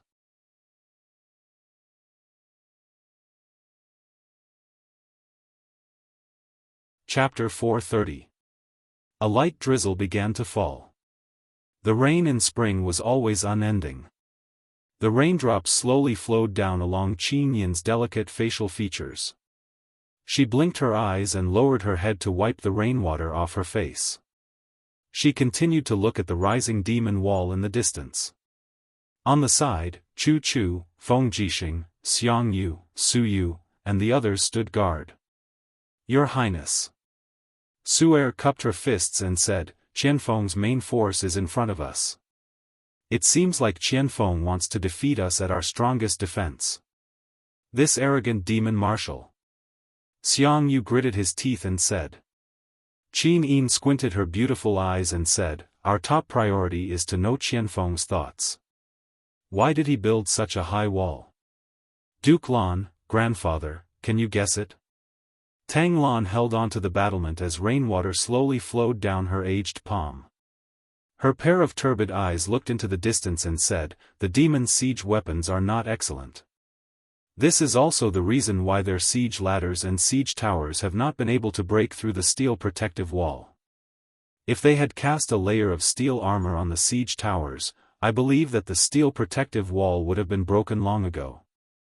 In this old man's opinion, Qianfeng's purpose of building such a high wall is to stand up to us and increase the range of the catapults so that they can throw stones at the wall. Qin Yin's fragrant shoulders trembled slightly and said, If that's the case, then it's not that simple. At this moment, Su Muyun suddenly staggered and his expression changed drastically. What's wrong, grandfather? Qin Yin hurriedly asked. Su Yu also supported her father and asked, Father, what's wrong? Su Muyun's hand trembled slightly as he pointed at the demon wall in the distance and said, You guys. Can you guys imagine what would happen if the demon's catapults were to throw a lot of huge stones? If it's not huge stones, then what are they? Feng Jixing was startled. Qin Yin was exceptionally intelligent and had already thought of it. She was startled and said, They will throw living things over, a living creature? Xiangyu was stunned. Su Muyun nodded. If they throw living armor demons, how are we going to block them when tens of thousands of armor demons fall from the sky and land on the inside of the steel wall? Heavens! Feng Jixing suddenly gripped the hilt of his saber and said, Qianfeng. Qianfeng couldn't have really thought of this, could he? It must be. Tang Lan's face was pale. She looked at the earth wall that was continuously being built in the distance and said, their wall is already close to 20 meters high. The steel wall is 45 meters high. In addition to the projectile ability of their catapults. It should be time. We need to make a decision as soon as possible. Otherwise, I'm afraid we'll be caught off guard. Got it. Qin Yin's eyes dimmed as she said, the steel wall is no longer safe. Grandfather, Elder Lan, I will send someone to escort you out of the steel wall. You should return to the imperial capital first. Su Muyun was aghast. Shao Yin, you, grandfather, you're already so old. You should have a good death instead of dying on the battlefield. Qin Yin's eyes were red as she looked at Su Muyun and said, Grandfather, Shao Yin has no relatives left. I can't just watch you die. Su Muyun's body trembled and tears streamed down his face. He said in a low voice, Su Yu, all the troops in Muyu City are now under your command. You must protect Shao Yin and guard the steel wall. Yes, father. Soon after, Su Muyun and Tang Lan left the steel protective wall under the escort of the guards and disappeared into the curtain of rain. Your Highness, why didn't you leave? Feng Jixing frowned and said, it's the fate of us soldiers to die on the battlefield. You're the Empress. You really shouldn't stay here. No, if I leave, the morale of the army will be in chaos. If I don't leave, Chu will be here to protect me. All right then. When Feng Jixing raised his head again, he saw creaking sounds coming from the distant earth wall of the demon race. As expected, a huge catapult had been pushed onto the earth wall, followed by the second, the third, and more, densely packed together. Xiangyu was slightly stunned. What do we do now? Do we just sit here and wait for death? Qin Yin said faintly, all the military power of the empire will be under Feng Jixing's command. Now, General Feng, you're the supreme commander at the front line. You will be in charge of this war. Feng Jixing couldn't help but laugh bitterly. Your Highness, you're really making things difficult for me, Feng Jixing. To be given such a command in the face of danger. This crisis is too great. With that, Feng Jixing turned to the group of generals and said, order all the soldiers to change into shields and raise them high above their heads to form a giant shield. When the demons fall, use the shields to throw them back down the steel wall. If the shields aren't enough, use a spear to press against the ground and aim in the direction of the demons. If they dare to fall, turn them into barbecued skewers. Yes, Commander. Everyone nodded. Feng Jixing looked behind him and asked, Zhang Wei, how much black beech oil do we have left? About 10,000 barrels. Commander, what's wrong? Pour the black beech oil into the ditches in the city and send people to dig more ditches. Make sure that there is a ditch every 3 meters. Also, we have already poured the black beech oil. Search the steel walls for all the materials that can ignite the fire. Once the rain stops, spread them all out. Yes. Zhang Wei's face was pale as he said, Commander, what are you doing? Feng Jixing clenched his fists and said indifferently, the steel wall cost the Empire 500 million Jingrin coins. Even if it's destroyed, it must be worth it. Go and do it immediately. In addition, remove all the arrow boxes and ballistae from the city and place them in the unicorn forest outside the steel wall. Prepare to fight the demons to the death. Yes. Pung. A catapult suddenly made a loud noise. What it threw wasn't a huge rock but a pitch-black object. It was an armor demon with a hunched body. It curled up like a beetle and relied on the hard armor on its back to protect its weak parts. It landed on the steel wall in a very strange curve. Clang! Feng Jixing unsheathed his long saber and waved it in the air. Immediately, the armor demon that was thrown over was dismembered in the air. Everyone laughed and cheered. However, the sound of catapults kept ringing. More and more armor demons were thrown from the sky. Soon, the guards on the city were tired of dealing with them. On the ground, the siege towers came again. It was like adding snow to snow. Block them, you must block them for me. Feng Jixing's face was cold. He kept charging into the crowd with his wind cutter, chopping the armor demons into pieces one after another. Meanwhile, Xianghu gathered his chaotic force and used his bloodthirsty spear to launch a series of penetrating sanctuary attacks, piercing through the armor demons that had fallen on the city. Countless armor demons fell from the sky and smashed onto the shields of the soldiers on the city, or collided with the protruding spears. Under the huge impact, they were pierced into a bunch, but most of them rolled on the city or inside the city, and started killing wantonly. Ha! A familiar laughter came from below the city wall. Nobody knew when a demon in golden armor appeared. It was Qianfeng. With a roar, the Grandmaster-level demon power on the blade surged out and bombarded the iron gate of the steel wall. Bang! The city wall was shaking crazily. The iron gate couldn't withstand Qianfeng's attack and was directly pierced through. Qianfeng jumped up and appeared on the ladder with a group of advanced demon warriors. He smiled at Qin Yin on the city wall and said, "Your Highness Qin Yin, we meet again." Roar! A 4-star demon warrior rushed over with a battle axe.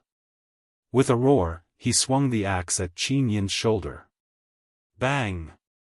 The battle axe was suddenly deflected, and a dragon-shaped energy crystal shield appeared beside Qin Yin.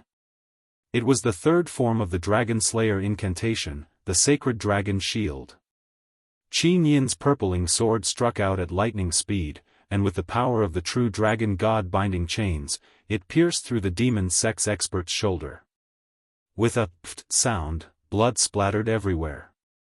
However, the protective aura around his body was also very strong, or else the purpling sword would have pierced through him. He didn't expect this delicate and beautiful empress to have such a cultivation. The demon warrior took a few steps back and stopped in midair on a cyclone. Qianfeng's roar came from behind him. "Idiot, do you think Qin Yin is so easy to kill? Get back here." The demon warrior quickly retreated, but Qin Yin suddenly rose up, and her sword fell from the sky like a meteor shower. "You want to kill me? Come on." He instantly revealed his arrogance, and cyclones formed by the demonic aura wrapped around his body. The cyclones wrapped around the Ziying sword and dragged Qin Yin down the city wall. But Qin Yin wasn't that easy to deal with. She shook her hand lightly, and her beautiful face was filled with killing intent. A god-binding chains appeared in the air and pierced through the demon warrior's thigh. "Your Highness, danger!" Chu Chu descended from the sky with the power of the Holy Sky Realm. He grabbed Qin Yin's shoulder and threw her onto the city wall. He then chased after her and opened his palm, shouting, "Die!" Buzz! The fire cauldron opened, and the light from the martial soul shot out in all directions. The raging flames instantly blew the demon warrior into pieces. Bastard! Qianfeng was infuriated, and his arms were filled with demonic aura. His blood-red eyes were filled with anger, and his sword carried boundless demonic aura as it slashed towards Chu Chu's back. With Chu Chu's cultivation, he suddenly jumped up in the air and stopped his body. The fire cauldron covered his body, and he pushed out with both palms. Raging flames rose into the sky, and collided with Qianfeng's attack. Bang! The energy storm suddenly exploded, and the bricks behind him were all turned into dust. The center of the steel wall was destroyed, and the wall was definitely going to fall. Qianfeng spun around and retreated. The demonic aura in his body surged, and his blood and qi surged. He said with a stern gaze, "Fire Cauldron Chu Chu, you really live up to your name." Chu Chu stood proudly in the wind, and his sleeves fluttered in the wind. He said indifferently, "The demon race's monster is only a so-so." Humph. Qianfeng slowly retreated, and pointed his sword at the steel wall, and said, "Today, we must break through this city and capture Qin Yin alive."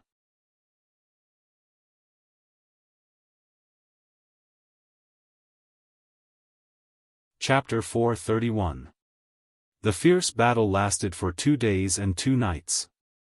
When the spring rain stopped, the fortress that was protected by the steel walls was already filled with armor demons. The entire city was filled with the figures of the Empire's soldiers and armor demons. The sounds of fighting and screams were continuous. Arrows were constantly falling from the sky.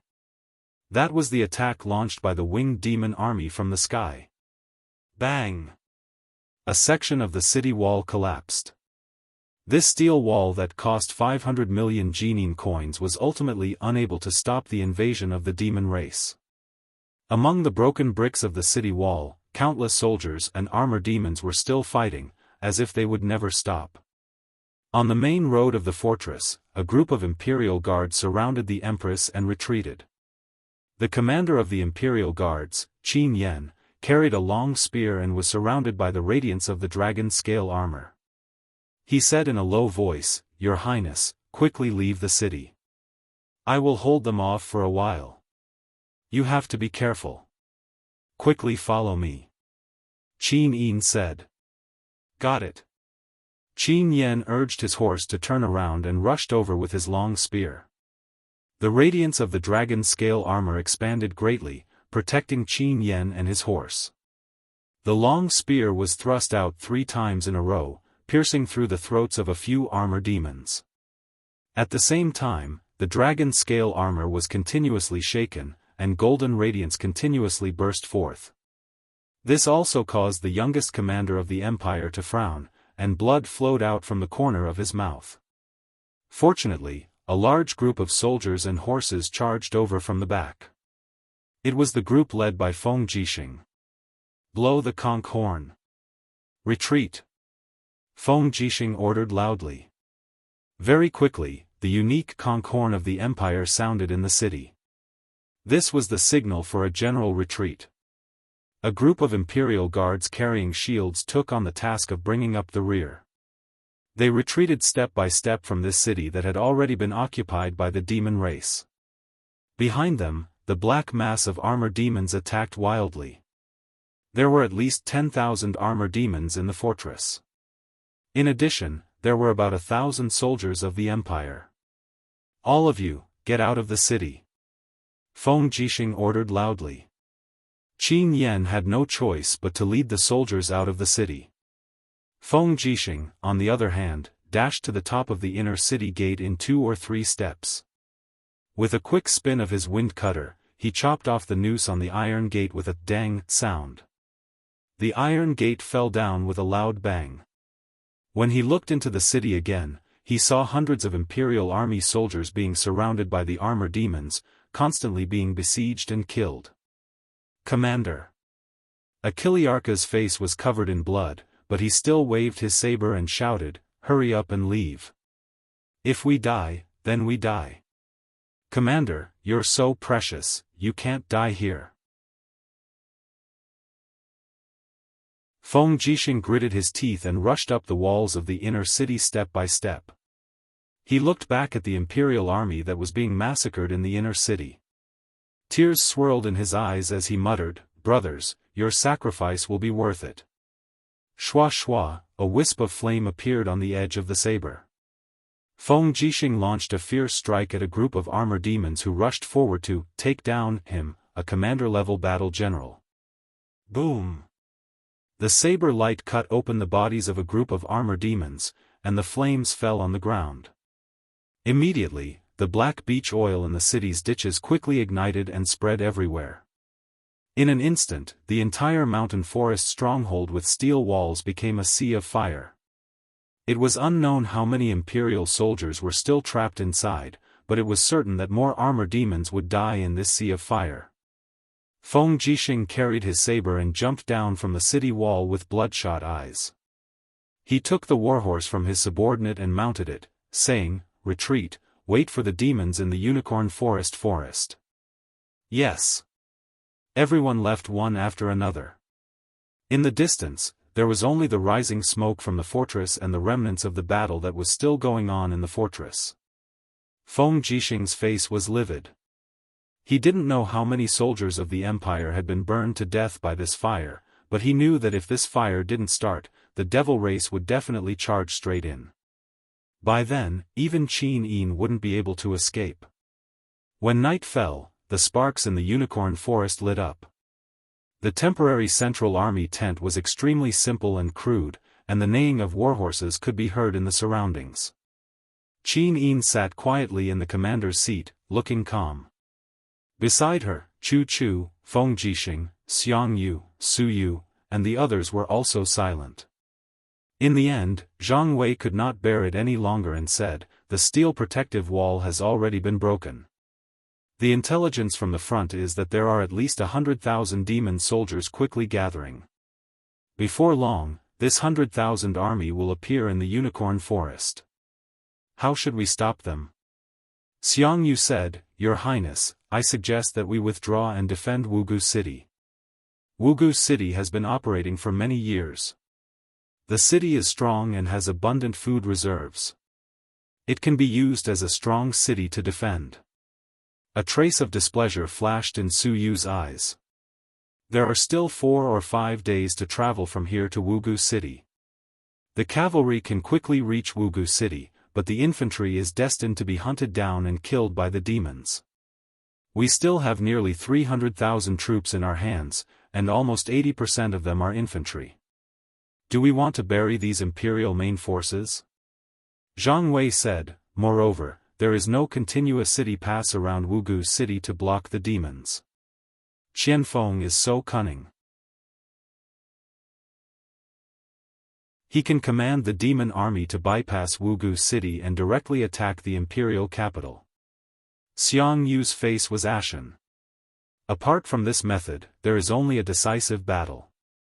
Qin Yin slightly frowned and asked, "General Feng, what do you think?" Feng Jixing clenched the hilt of his sword and said indifferently, "It's time for the decisive battle. This subordinate has already mobilized people to dig and arrange traps in this area as early as half a month ago. Moreover, we have 800 arrow boxes and more than 300 ballistae. All of them have been arranged in the unicorn forest area. On flat ground, the arrow box's penetrating power can be maximized. As long as the demons dare to attack, we will send all the cavalry in our hands to deal with them. We will use arrow boxes, ballistae, traps, and so on to continuously consume the demons and kill all their armor demons. Let's see what else Qianfeng can use to fight us." "Really? Do we really have to fight the demons?" Tang Lu looked aghast and said, "General Feng, you have also seen the fighting strength of the demon army. Do you really think our cavalry can compete with the armor demons? Otherwise?" Feng Jixing's eyes were ice cold.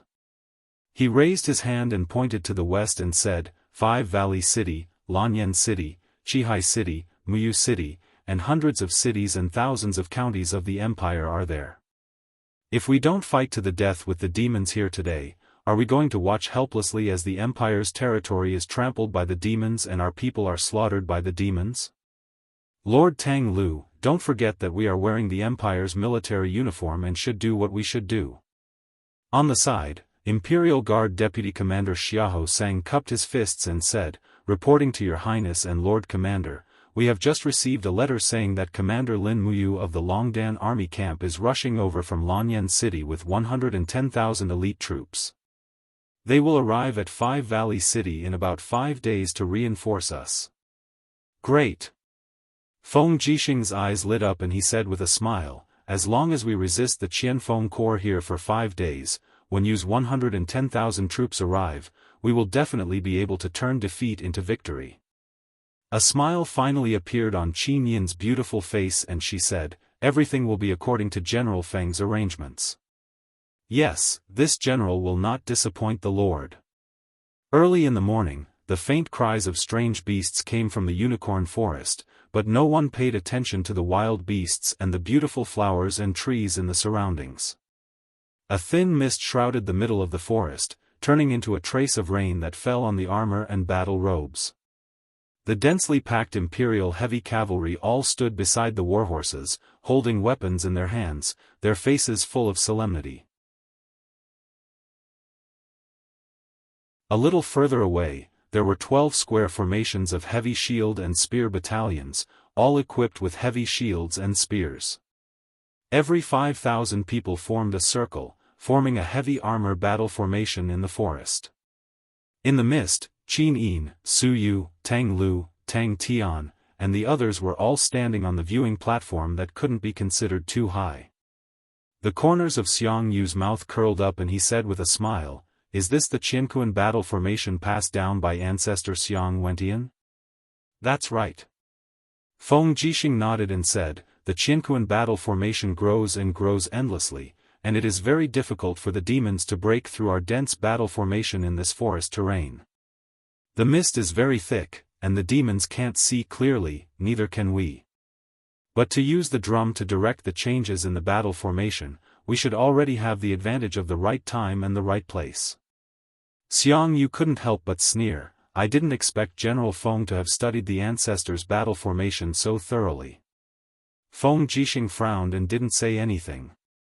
At the side, Qin Yin said, "General Feng, what are our chances of victory?" "About 30%.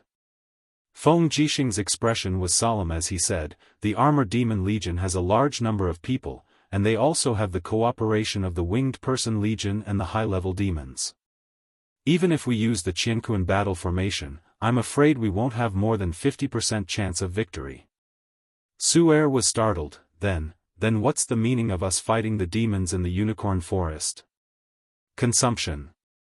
Feng Jixing's handsome face instantly surged with hatred, and he said, "The demons have trampled on our empire's mountains and rivers. We will fight the demons sooner or later. The meaning of this battle is to kill 40 to 50,000 armor demons even if we lose 100,000 soldiers and horses of the empire. Only in this way can we create the only chance of victory for Yu's Longdan army camp." Su Yu was startled and didn't say anything. Xiang Yu, however, sneered and said, "I didn't expect General Feng to be so selfless. Is it to create an opportunity for Commander Yu to make a great contribution by fighting the demons to the death here? The Brotherhood of General Feng has really reached the extreme." Feng Jixing couldn't help laughing and said, "Why, Marquis Pingnan is not convinced. If your people have the ability to deal with and win against the same number of armor demons, I, Feng Jixing, will give up the military power. Do you have that ability?" Xiang Yu gnashed his teeth and remained silent. Indeed, although he was conceited, he also knew the power of the armor demons. Moreover, there was the existence of an invincible commander like Qian Feng. In addition, the Seven Seas City army was indeed far less elite than Lin Muyu's Longdan army camp. If they fought against the same number of armor demons, they would definitely lose. However, Lin Muyu had some chance of winning. Dong, dong, dong, in the distance, the deafening sound of the war drums of the demon race came. The war drums of the empire were all made of cowhide, which was dull and penetrating. However, the war drums of the demon race were all made of a strange animal skin. When they were beaten, it was like thunder, making people unable to bear the earth-shattering sound.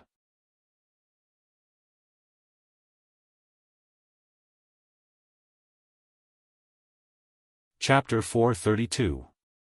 It's here. A faint pulsating sound came from the ground. Feng Jixing suddenly opened his eyes and looked at the impenetrable fog in the distance. He said, "War drums, enter the formation." Dong dong dong, the Empire's cowhide war drums began to reverberate rapidly. Meanwhile, the 60,000 Imperial infantrymen of the 12 Cosmos battle formations rapidly changed their formation in the vast forest. They pointed their spears at the perimeter, raised their shields, and narrowed their eyes. Their faces were full of fighting spirit. Qin Yin's hand unconsciously grasped the hilt of her sword. Her starry eyes looked into the distance. Her spirit sense transmitted a trace of pulsation. The true dragon god binding chains hovered around her arm. She seemed to be able to sense the movement and arrival of the armor demons better. Chu Chu pondered and said, "The battle has begun." In the distance, dense roars drifted from the dense mist as armored demons rushed out of the mist one after another with battle axes, spears and huge sabers. They roared and rushed towards the crowd. However, the enemies in front of them were as hard as a tortoise shell. When the armored demons roared and rushed forward, they could only crash onto the shields. Closely after that, they were pushed away by the shields and spears of 10 to 20 people. Bang bang bang, the sound did not stop. The armor demons kept attacking the Qian Kuan formation like a tide. Feng Jixing squinted his eyes and said, "Beat the drums, rotating formation." Dong dong. Dong dong. Dong dong. The war drums began to beat rhythmically. Immediately, the 12 formations in the distance began to rotate. The soldiers took turns to bear the impact of the armor demons. This allowed the formation to stay in the same place. The spears pierced through the armor demons one by one. In the blink of an eye, countless armor demons had been lost. However, the war drums of the demons in the distance became more and more intense. It turned out that more and more armor demons rushed into the formation. They began to flap their wings and fly into the formation. In an instant, the 12 Qian Kuan formation produced some small ripples and waves. Feng Jixing saw it clearly. He pressed his hand on the hilt of the saber and continued to order, "Beat the drums, attacking form." The beating of the war drums became extremely intense. The battle generals in the 12 battle formations in the distance heard it very clearly and immediately gave the order. Immediately, the Qiankuan battle formation stopped rotating and moved in a certain direction in a regular pattern. The latter used their shields to push against the back of the former. In this way, they surrounded and protected each other, forming the superposition of 10, 100, and 1,000 people, pushing the group of armor demons back again and again. Boom boom boom, the ground covered with green leaves suddenly split open. It was a trap. One after another, the armored demons fell into the deep pit. Someone threw out a torch from the battle formation. Instantly, the black beech oil in the deep pit was ignited. Closely after that, those armored demons were pushed into the flaming deep pit one after another by the Qiankuan battle formation. Miserable screams rose and fell. There were actually deep pits and traps in between the heaven and earth battle formation. This was something Qian Feng would never have thought of. Flames rose into the sky from over 30 deep pits, illuminating the shields held by the soldiers in the battle formation. The miserable shrieks of the armored demons seemed to be echoing their slaughters. At this moment, a group of armored demons suddenly rushed out from the center of the battle formation with unstoppable momentum. They broke into the central palace. Zhang Wei gritted his teeth. "It doesn't matter." Feng Jixing raised his sword-like eyebrows and said, "Once they enter the shooting range, the Aerobox battalion will start attacking." "Yes, Commander." As expected, when the armored demons rushed into the central army about 200 meters away, the arrow boxes were launched at the same time. Countless arrows flew out densely like rain. 800 arrow boxes were launched at the same time, spraying tens of thousands of arrows in an instant. This kind of power was so terrifying that in just one round of shooting, nearly 1,000 armored demons were all turned into hedgehogs lying in front of the viewing platform of the central army of the Empire. In the distance, the flames were still burning fiercely. The Qiankuan battle formation kept flying, resisting the attacks of the armored demons. This shocking battle made everyone dumbfounded. Tang Tian was frightened and couldn't help but murmur, "Feng Jixing really is a brave general of the Empire." Qin Yin was also very gratified and said, since the appearance of the demon race from the Tongtian Gorge, they have always been invincible in field battles. Today, General Feng will probably break this rule. It is a blessing to have General Feng in the Empire. Feng Jixing, however, frowned and said, Your Highness, this matter is too early to say. Although the Qianquan battle formation is powerful, it is also fatal.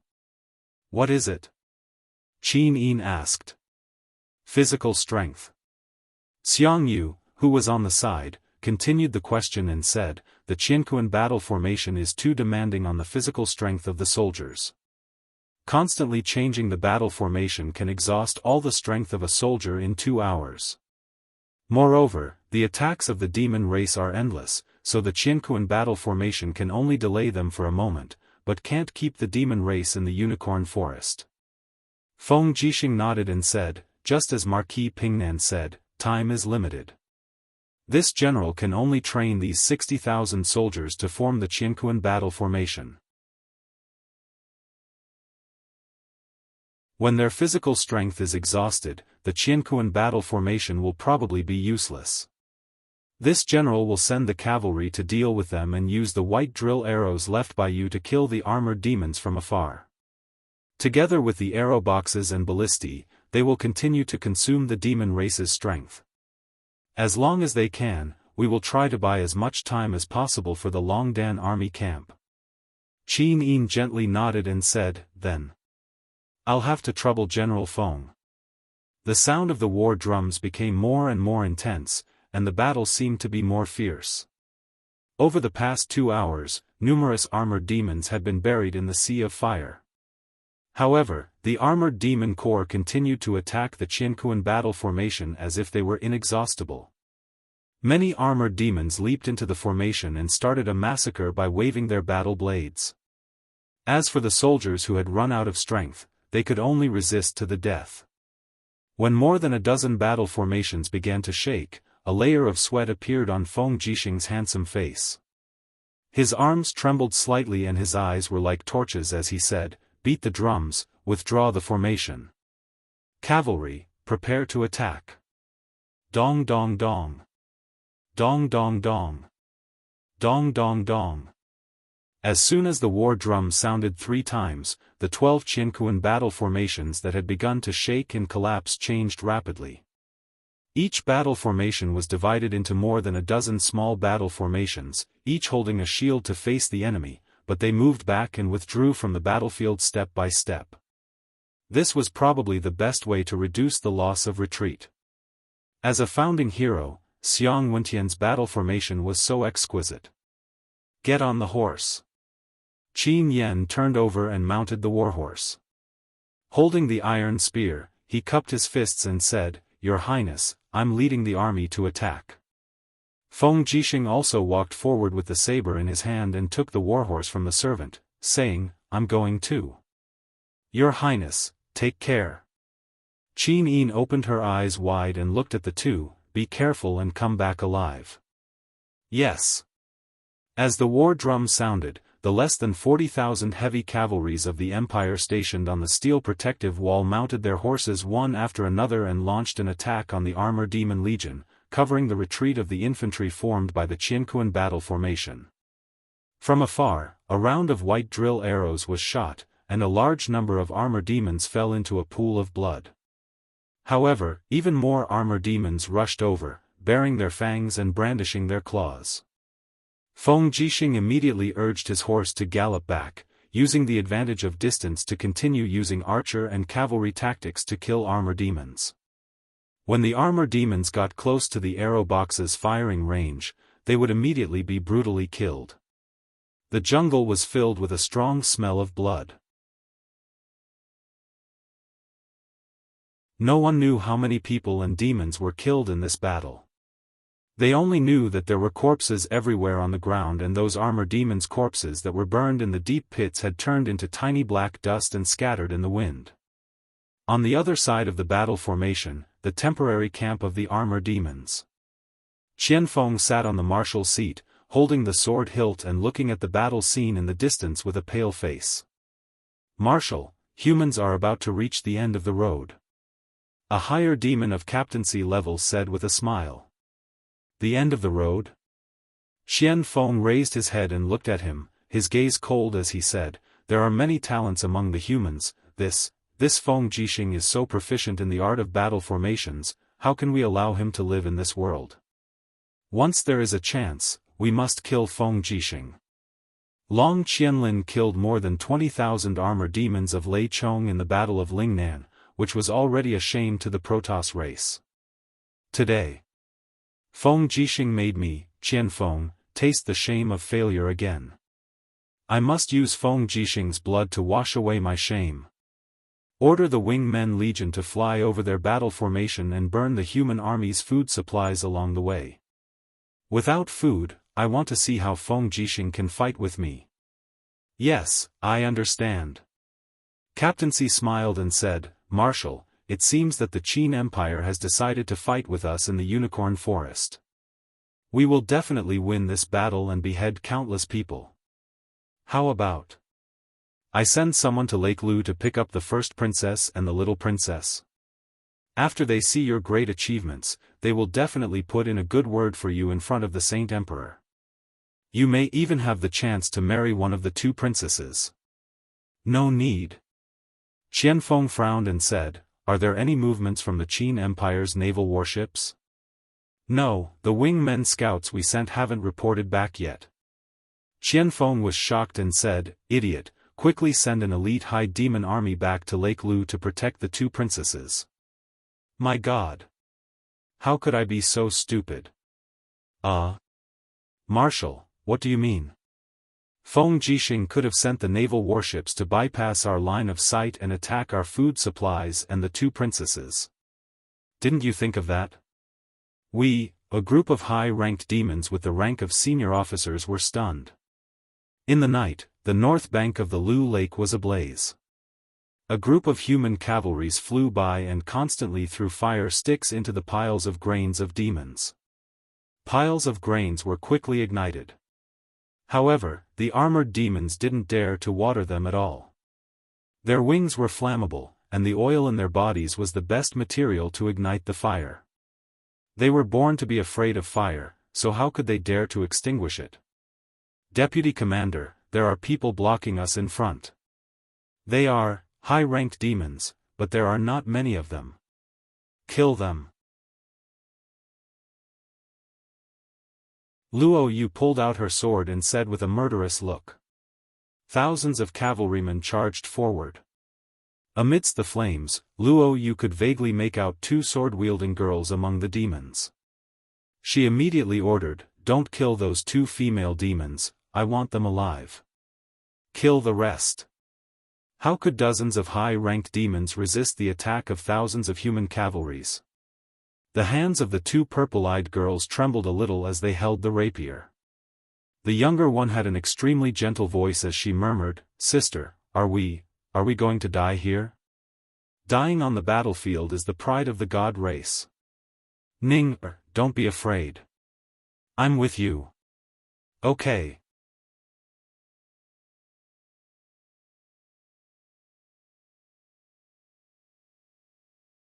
Chapter 433. Be careful, it's the winged people. A rain of arrows fell from the sky and landed on the crowd. Many soldiers were injured. The arrowheads used by the winged demons were very large and heavy, but the feathers were very short. Only in this way could they increase the ability to attack the ground from the air. But after all, the distance was too far.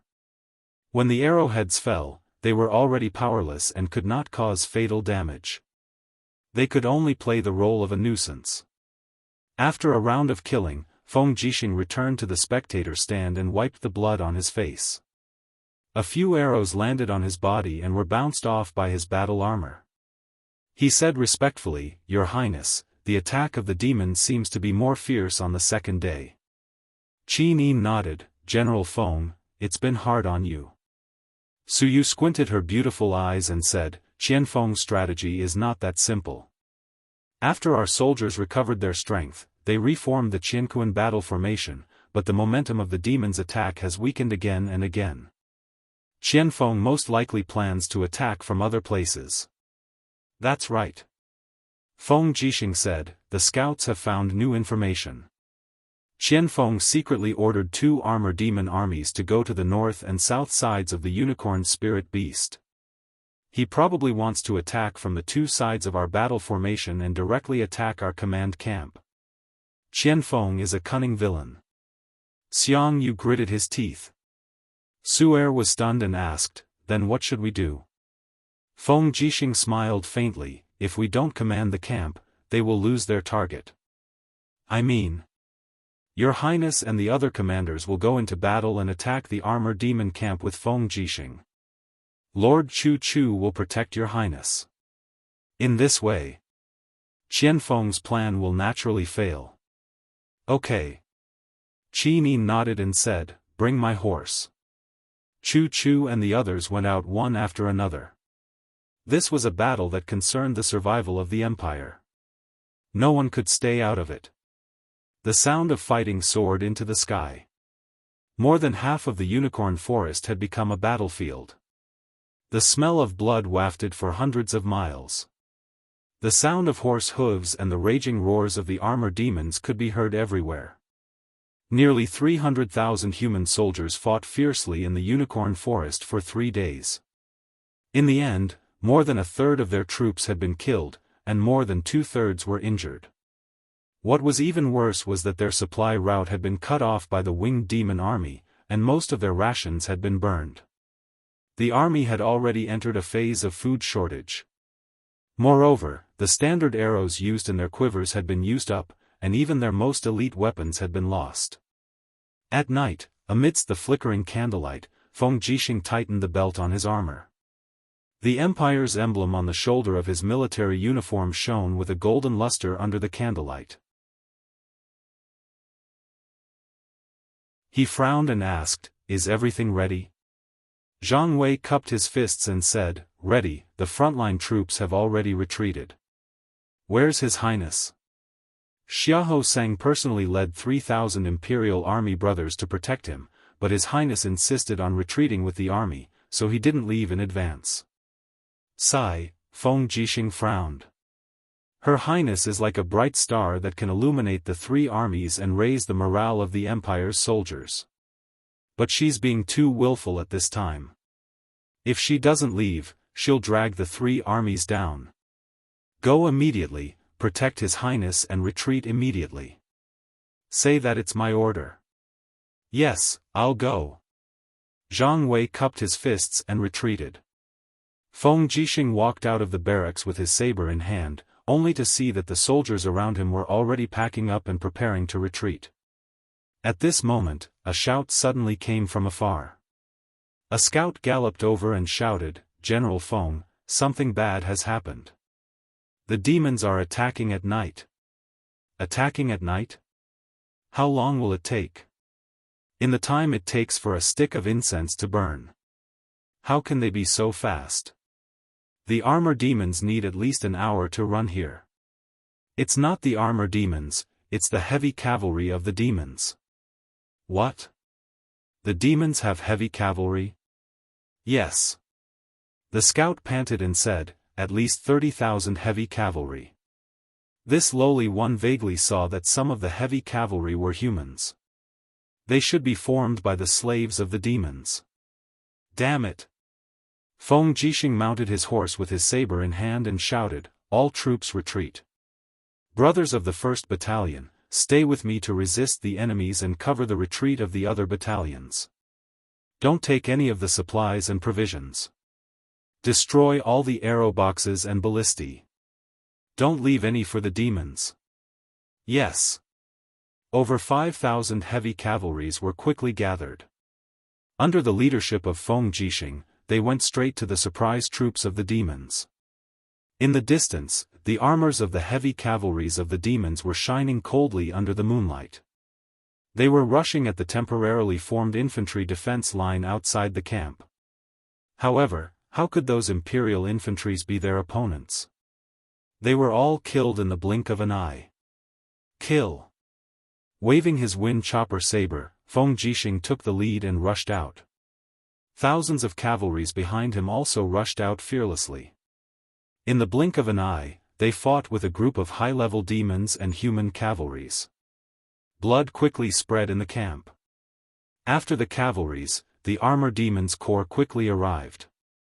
In the dark, it was impossible to resist the attack of the armor demons. The camp of the Imperial army collapsed in the blink of an eye. The camp of hundreds of thousands of people was smashed. Everyone could only protect themselves and escape. Under the starlight, the flames in the camp of the Imperial army soared into the sky. A group of Imperial guards guarded Qin Yin and rushed out of the camp. When they galloped to the edge of the unicorn forest, Qin Yin couldn't help but rein her horse. She turned around and looked at the soaring flames in the distance. Tears flowed out of her eyes. "We lost." Zhang Wei let out a long sigh and said, "What a shame." 230,000 soldiers were utterly defeated by tens of thousands of demons. They couldn't resist at all. Su Yu bit her red lips and said, "Xiao Yin, let's leave quickly. The demons must have already sent out an army to kill you. Where's General Feng? Where are Xiang Yu and the others?"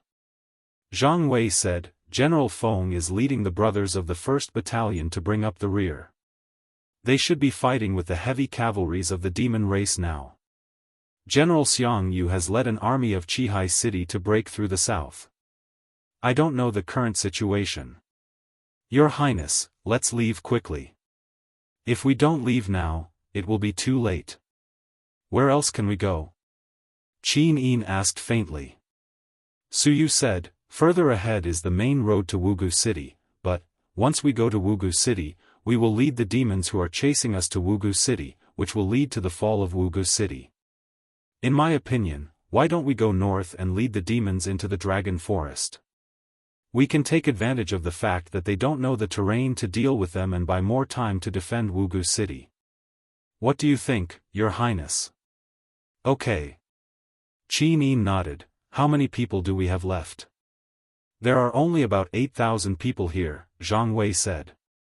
"Let's go." "Yes." Under the starlight, a group of people galloped in the direction of the Dragon Forest. Along the way, the counties also sent a small number of guards to welcome the Empress, but what could they do? Looking at the flashing stars in the distance, Qin Yin blamed herself. These counties would inevitably be massacred by the demons. It was her who brought this disaster to them. But war was like this, and she couldn't do anything about it. The next morning, the sun pierced through the clouds and fell on the blood-soaked land. That night, the Imperial army suffered a crushing defeat. Nearly half of the 300,000 troops were lost, and their vitality was greatly damaged. The horses' hooves stepped on the mottled shadows of the forest. Qianfeng pressed the hilt of his sword and urged the horse forward slowly. Behind him, a group of armor demons widened their eyes and whined. No one knew what they were saying, but they seemed extremely impatient. The chariots in the middle were filled with the corpses of human soldiers. These were the provisions of the armor demons. Crash! Qianfeng unfolded a paper scroll, on which was a map of the terrain of the northern ridge. Beside him, a high-level demon said respectfully, "Marshal, we have already won a great victory. We have beheaded countless enemies this night, and the armor demon army can already go on a rampage." Why did the marshal order them to gather, but not to let them spread out to look for food? Qianfeng pondered for a while and said, "Although the human army is weak, the military discipline is strict. The strength of one person is far from being a match for the Protoss. But what about hundreds or thousands of people? Feng Jixing's Qiankuan battle formation made us lose more than 20,000 armor demons. Maybe we should learn the tactics of human beings.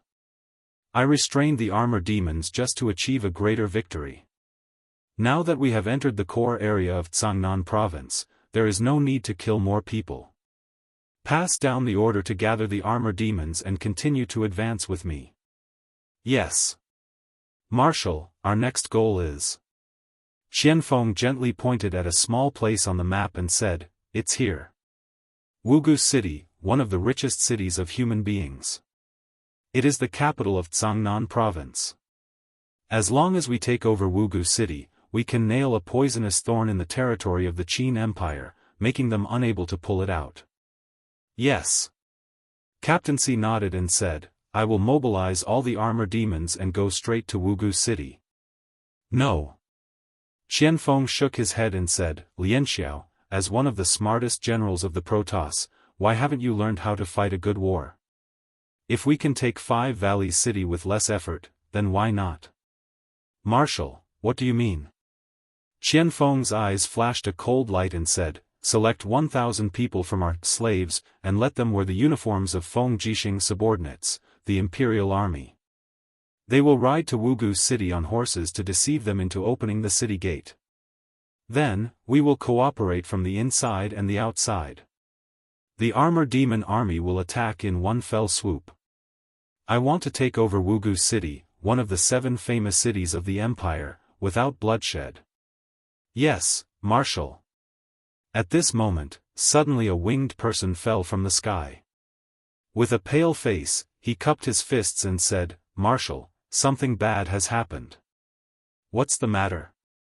Why are you so flustered? Her Highness Jing, and Her Highness Ning, what happened to Her Highness? Last night, the camp was attacked by the human army. The provisions were burned, and Her Highness Jing, and Her Highness Ning, were also taken away by the humans. My God! Qianfeng's face turned pale in an instant. He said, whose army is it? Feng Jixing's Imperial Army. Bastard! Qianfeng suddenly clenched his fists, his face full of killing intent. Feng Jixing, this bastard, I will skin him alive. On the side, Captaincy and Lianxiao were dumbfounded. Marshal, the 2 princes have been taken away. What should we do now? Carry on with the plan. Yes.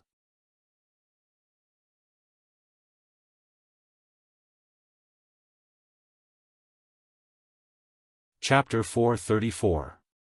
On the 13th of April, a heavy fog shrouded the entire Five Valleys City. At the southern gate, a group of 7 Seas city guards were looking at everything in the fog. The news of the defeat of the main force of the Empire's army in the Unicorn Forest had already been sent over 2 days ago, but there was still no news until now. General Tang Di, who was guarding the city, had a grizzled beard. He was an old general who had followed Tang Lan to battle all over the place and was now guarding the Five Valleys City. Tuck, tuck, tuck, Tang Di narrowed his eyes and said, who is it? A soldier holding a pair of inferior binoculars said, General, it seems to be a group of cavalry, wearing the imperial uniform. The fog is too thick to see clearly. Should we open the gate? No, wait first. Yes. In a few minutes, a group of cavalry covered in blood galloped to the foot of the city. They were holding the imperial purple flag in their hands and all of them wore the insignia of the imperial army.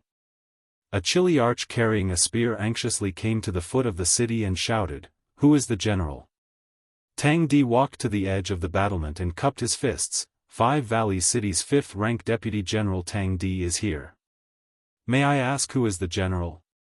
I'm Zhou Ping, a Chiliarch under the command of Feng Jixing of the Imperial Army. We've been killed by demons. A group of armor demons are chasing after us. General Tang Di, please open the gate and save me and my brothers. Zhou Ping? Tang Di frowned and said, do you have the Imperial Army token? Yes. Zhou Ping fished out a bloodstained token from his bosom and threw it towards the city wall. Tang Di caught it and examined it carefully. It's really someone from the Imperial Army. Zhou Ping hurriedly looked back and shouted, General Tang, if you don't open the gate, my brothers and I can only die in this city. Please save us, the Imperial Army, save this last spark. Tang Di's eyelids trembled. Open the gate. Archers get ready. Once the demons come, immediately aim and shoot. We must not let the demons take a step into the Five Valleys City. Yes. The gates slowly rose, and Zhou Ping and the rest hurriedly rushed in with their weapons in hand. But the moment they stepped into the city, Zhou Ping suddenly raised his spear and stabbed a centurion to death. "Take down the city gates!" he roared in a low voice. Tang Di, who was on the city wall, was shocked. "God damn it, this is a group of rebel soldiers. Kill them, use your bows and arrows to kill them." But it was too late.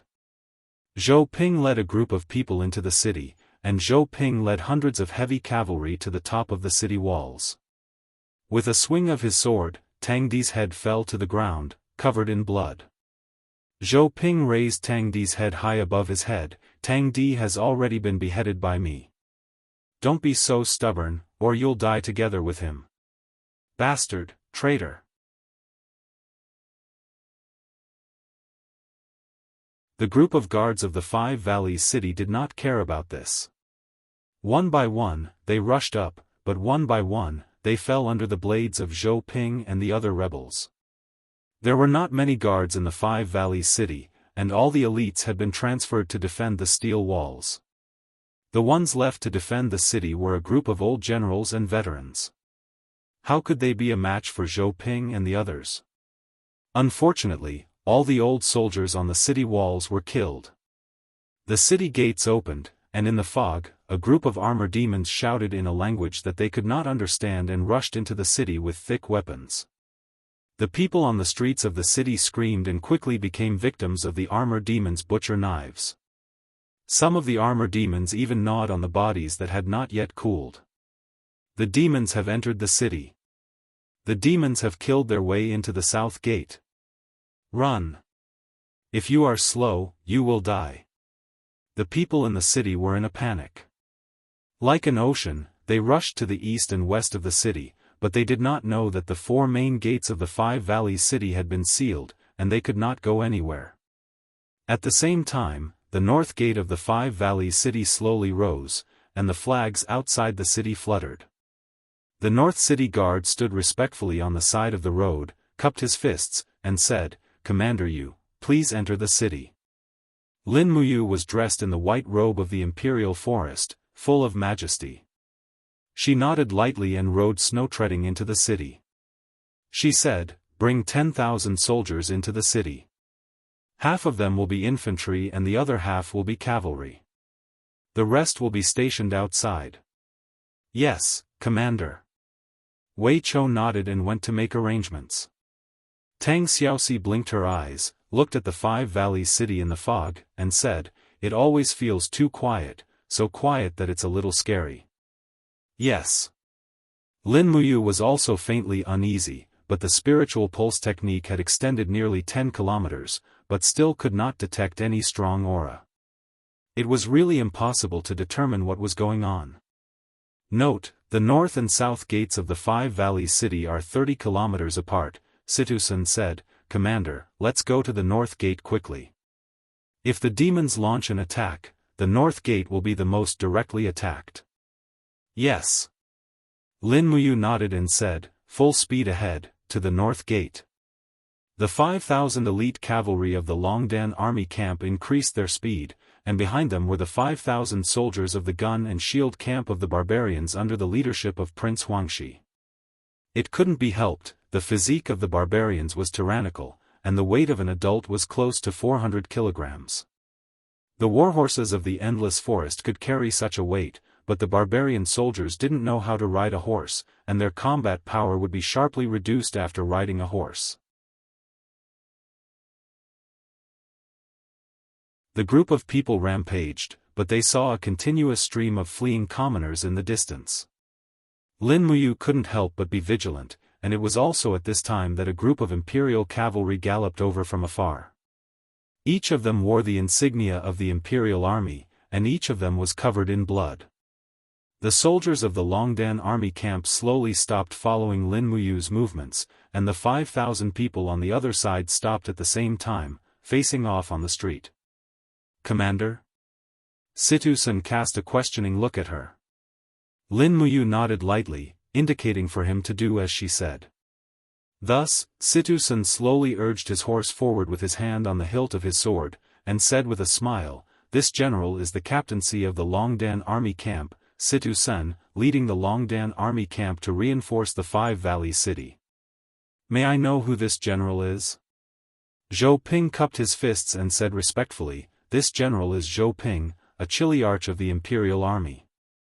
After the Imperial Army was killed and scattered, I brought my brothers to the Five Valleys city to defend, and I'm here to welcome the Longdan army camp. Oh, a brother of the Imperial Army? Situ Sen's hand was still on the hilt of the sword at his waist, and he said with a smile, although we're on the same side, let's use the slogan of the Imperial Army. I'll say one sentence, and you say the next, a cloud-piercing arrow, come. Zhou Ping was stunned, and said, thousands of horses. Your mother. Situ Sen raised his hand to pull out the blade, and with a kacha sound, blood splattered, and Zhou Ping's head flew into the air. Situ Sen sneered, this is our Longdan army camp's secret code, and you dare to use it? Thousands of horses, your grandmother's leg. Lin Muyu slowly unsheathed the blade, and said, kill, leave no one alive. They are the rebels who have defected to the demon race. Kill. Tang Zhen, Wei Chou, Fengxi, and the other generals urged their horses to charge, while Su Jiantao carried his shield, rampaging. These rebels were originally a motley crew, how could they resist the impact of the Longdan army camp? After a round of charge, they were routed. Bang! A loud sound erupted from the crowd. It was Lin Muyu's chaos of the common people, easily tearing dozens of people into a pile of minced meat, and his body was quickly stained with blood. Tang Xiaoxi followed closely behind Lin Muyu, and one fire fox seal after another fell into the crowd, killing the rebels until they were wailing like ghosts and howling like wolves. With these two sanctuary-level masters, the rebels were no match for them at all. Commander. As they were killing, a scout galloped over, and said, the demons have entered the city, at least 3,000 armor demons are wantonly killing the people in the city. Bastard! Lin Muyu gritted his teeth, and said, Wei Chou, take 3,000 people to the south gate, seize the gate, and close it. Don't let the demons outside the city enter again. Troops of the Manhuang tribe, get ready, it's time to test the power of the Manhuang tribe's shield. Yes.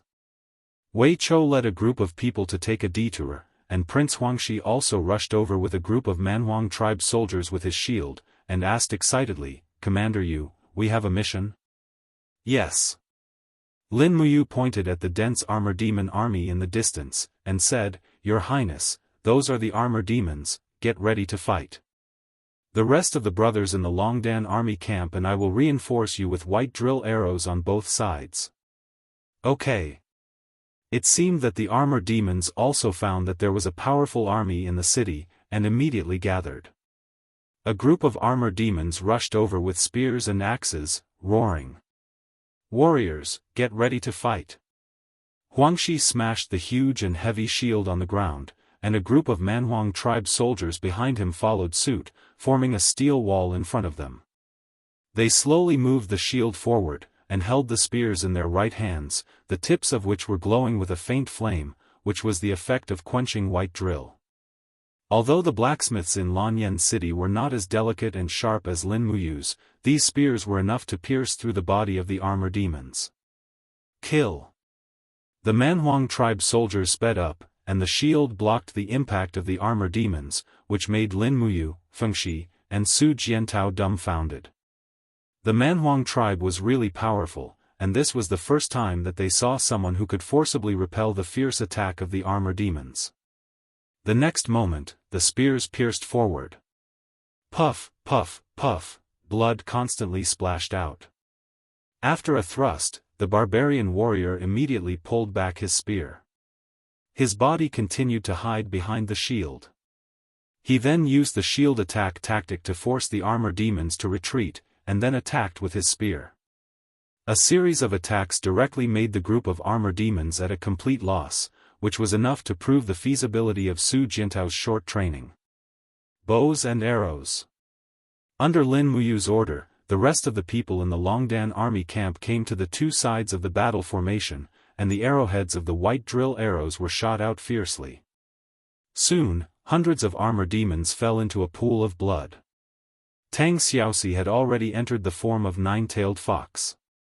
She gently raised her hand, and a huge seal fell from the sky. Boom! The 10th heaven of fire fox seal, cosmic seal. With a strike similar to the power of stars, dozens of armor demons were smashed into pieces while flames soared into the sky. Tang Xiaoxi spun around and dodged the battle axe thrown by an armor demon. With a bang, the wall behind her was directly broken through. She couldn't help but stick out her tongue. Folding her palms together, she roared in a tender voice while golden light fell from her body like raindrops. At the same time, a mark was released. God's seal. Like the light of the oracle, it was another huge energy impact, and dozens of armor demons were quickly turned into powder. You're tuning in to the Unparalleled SwordWill YouTube channel. Don't forget to subscribe and join us on this journey to catch the most captivating stories.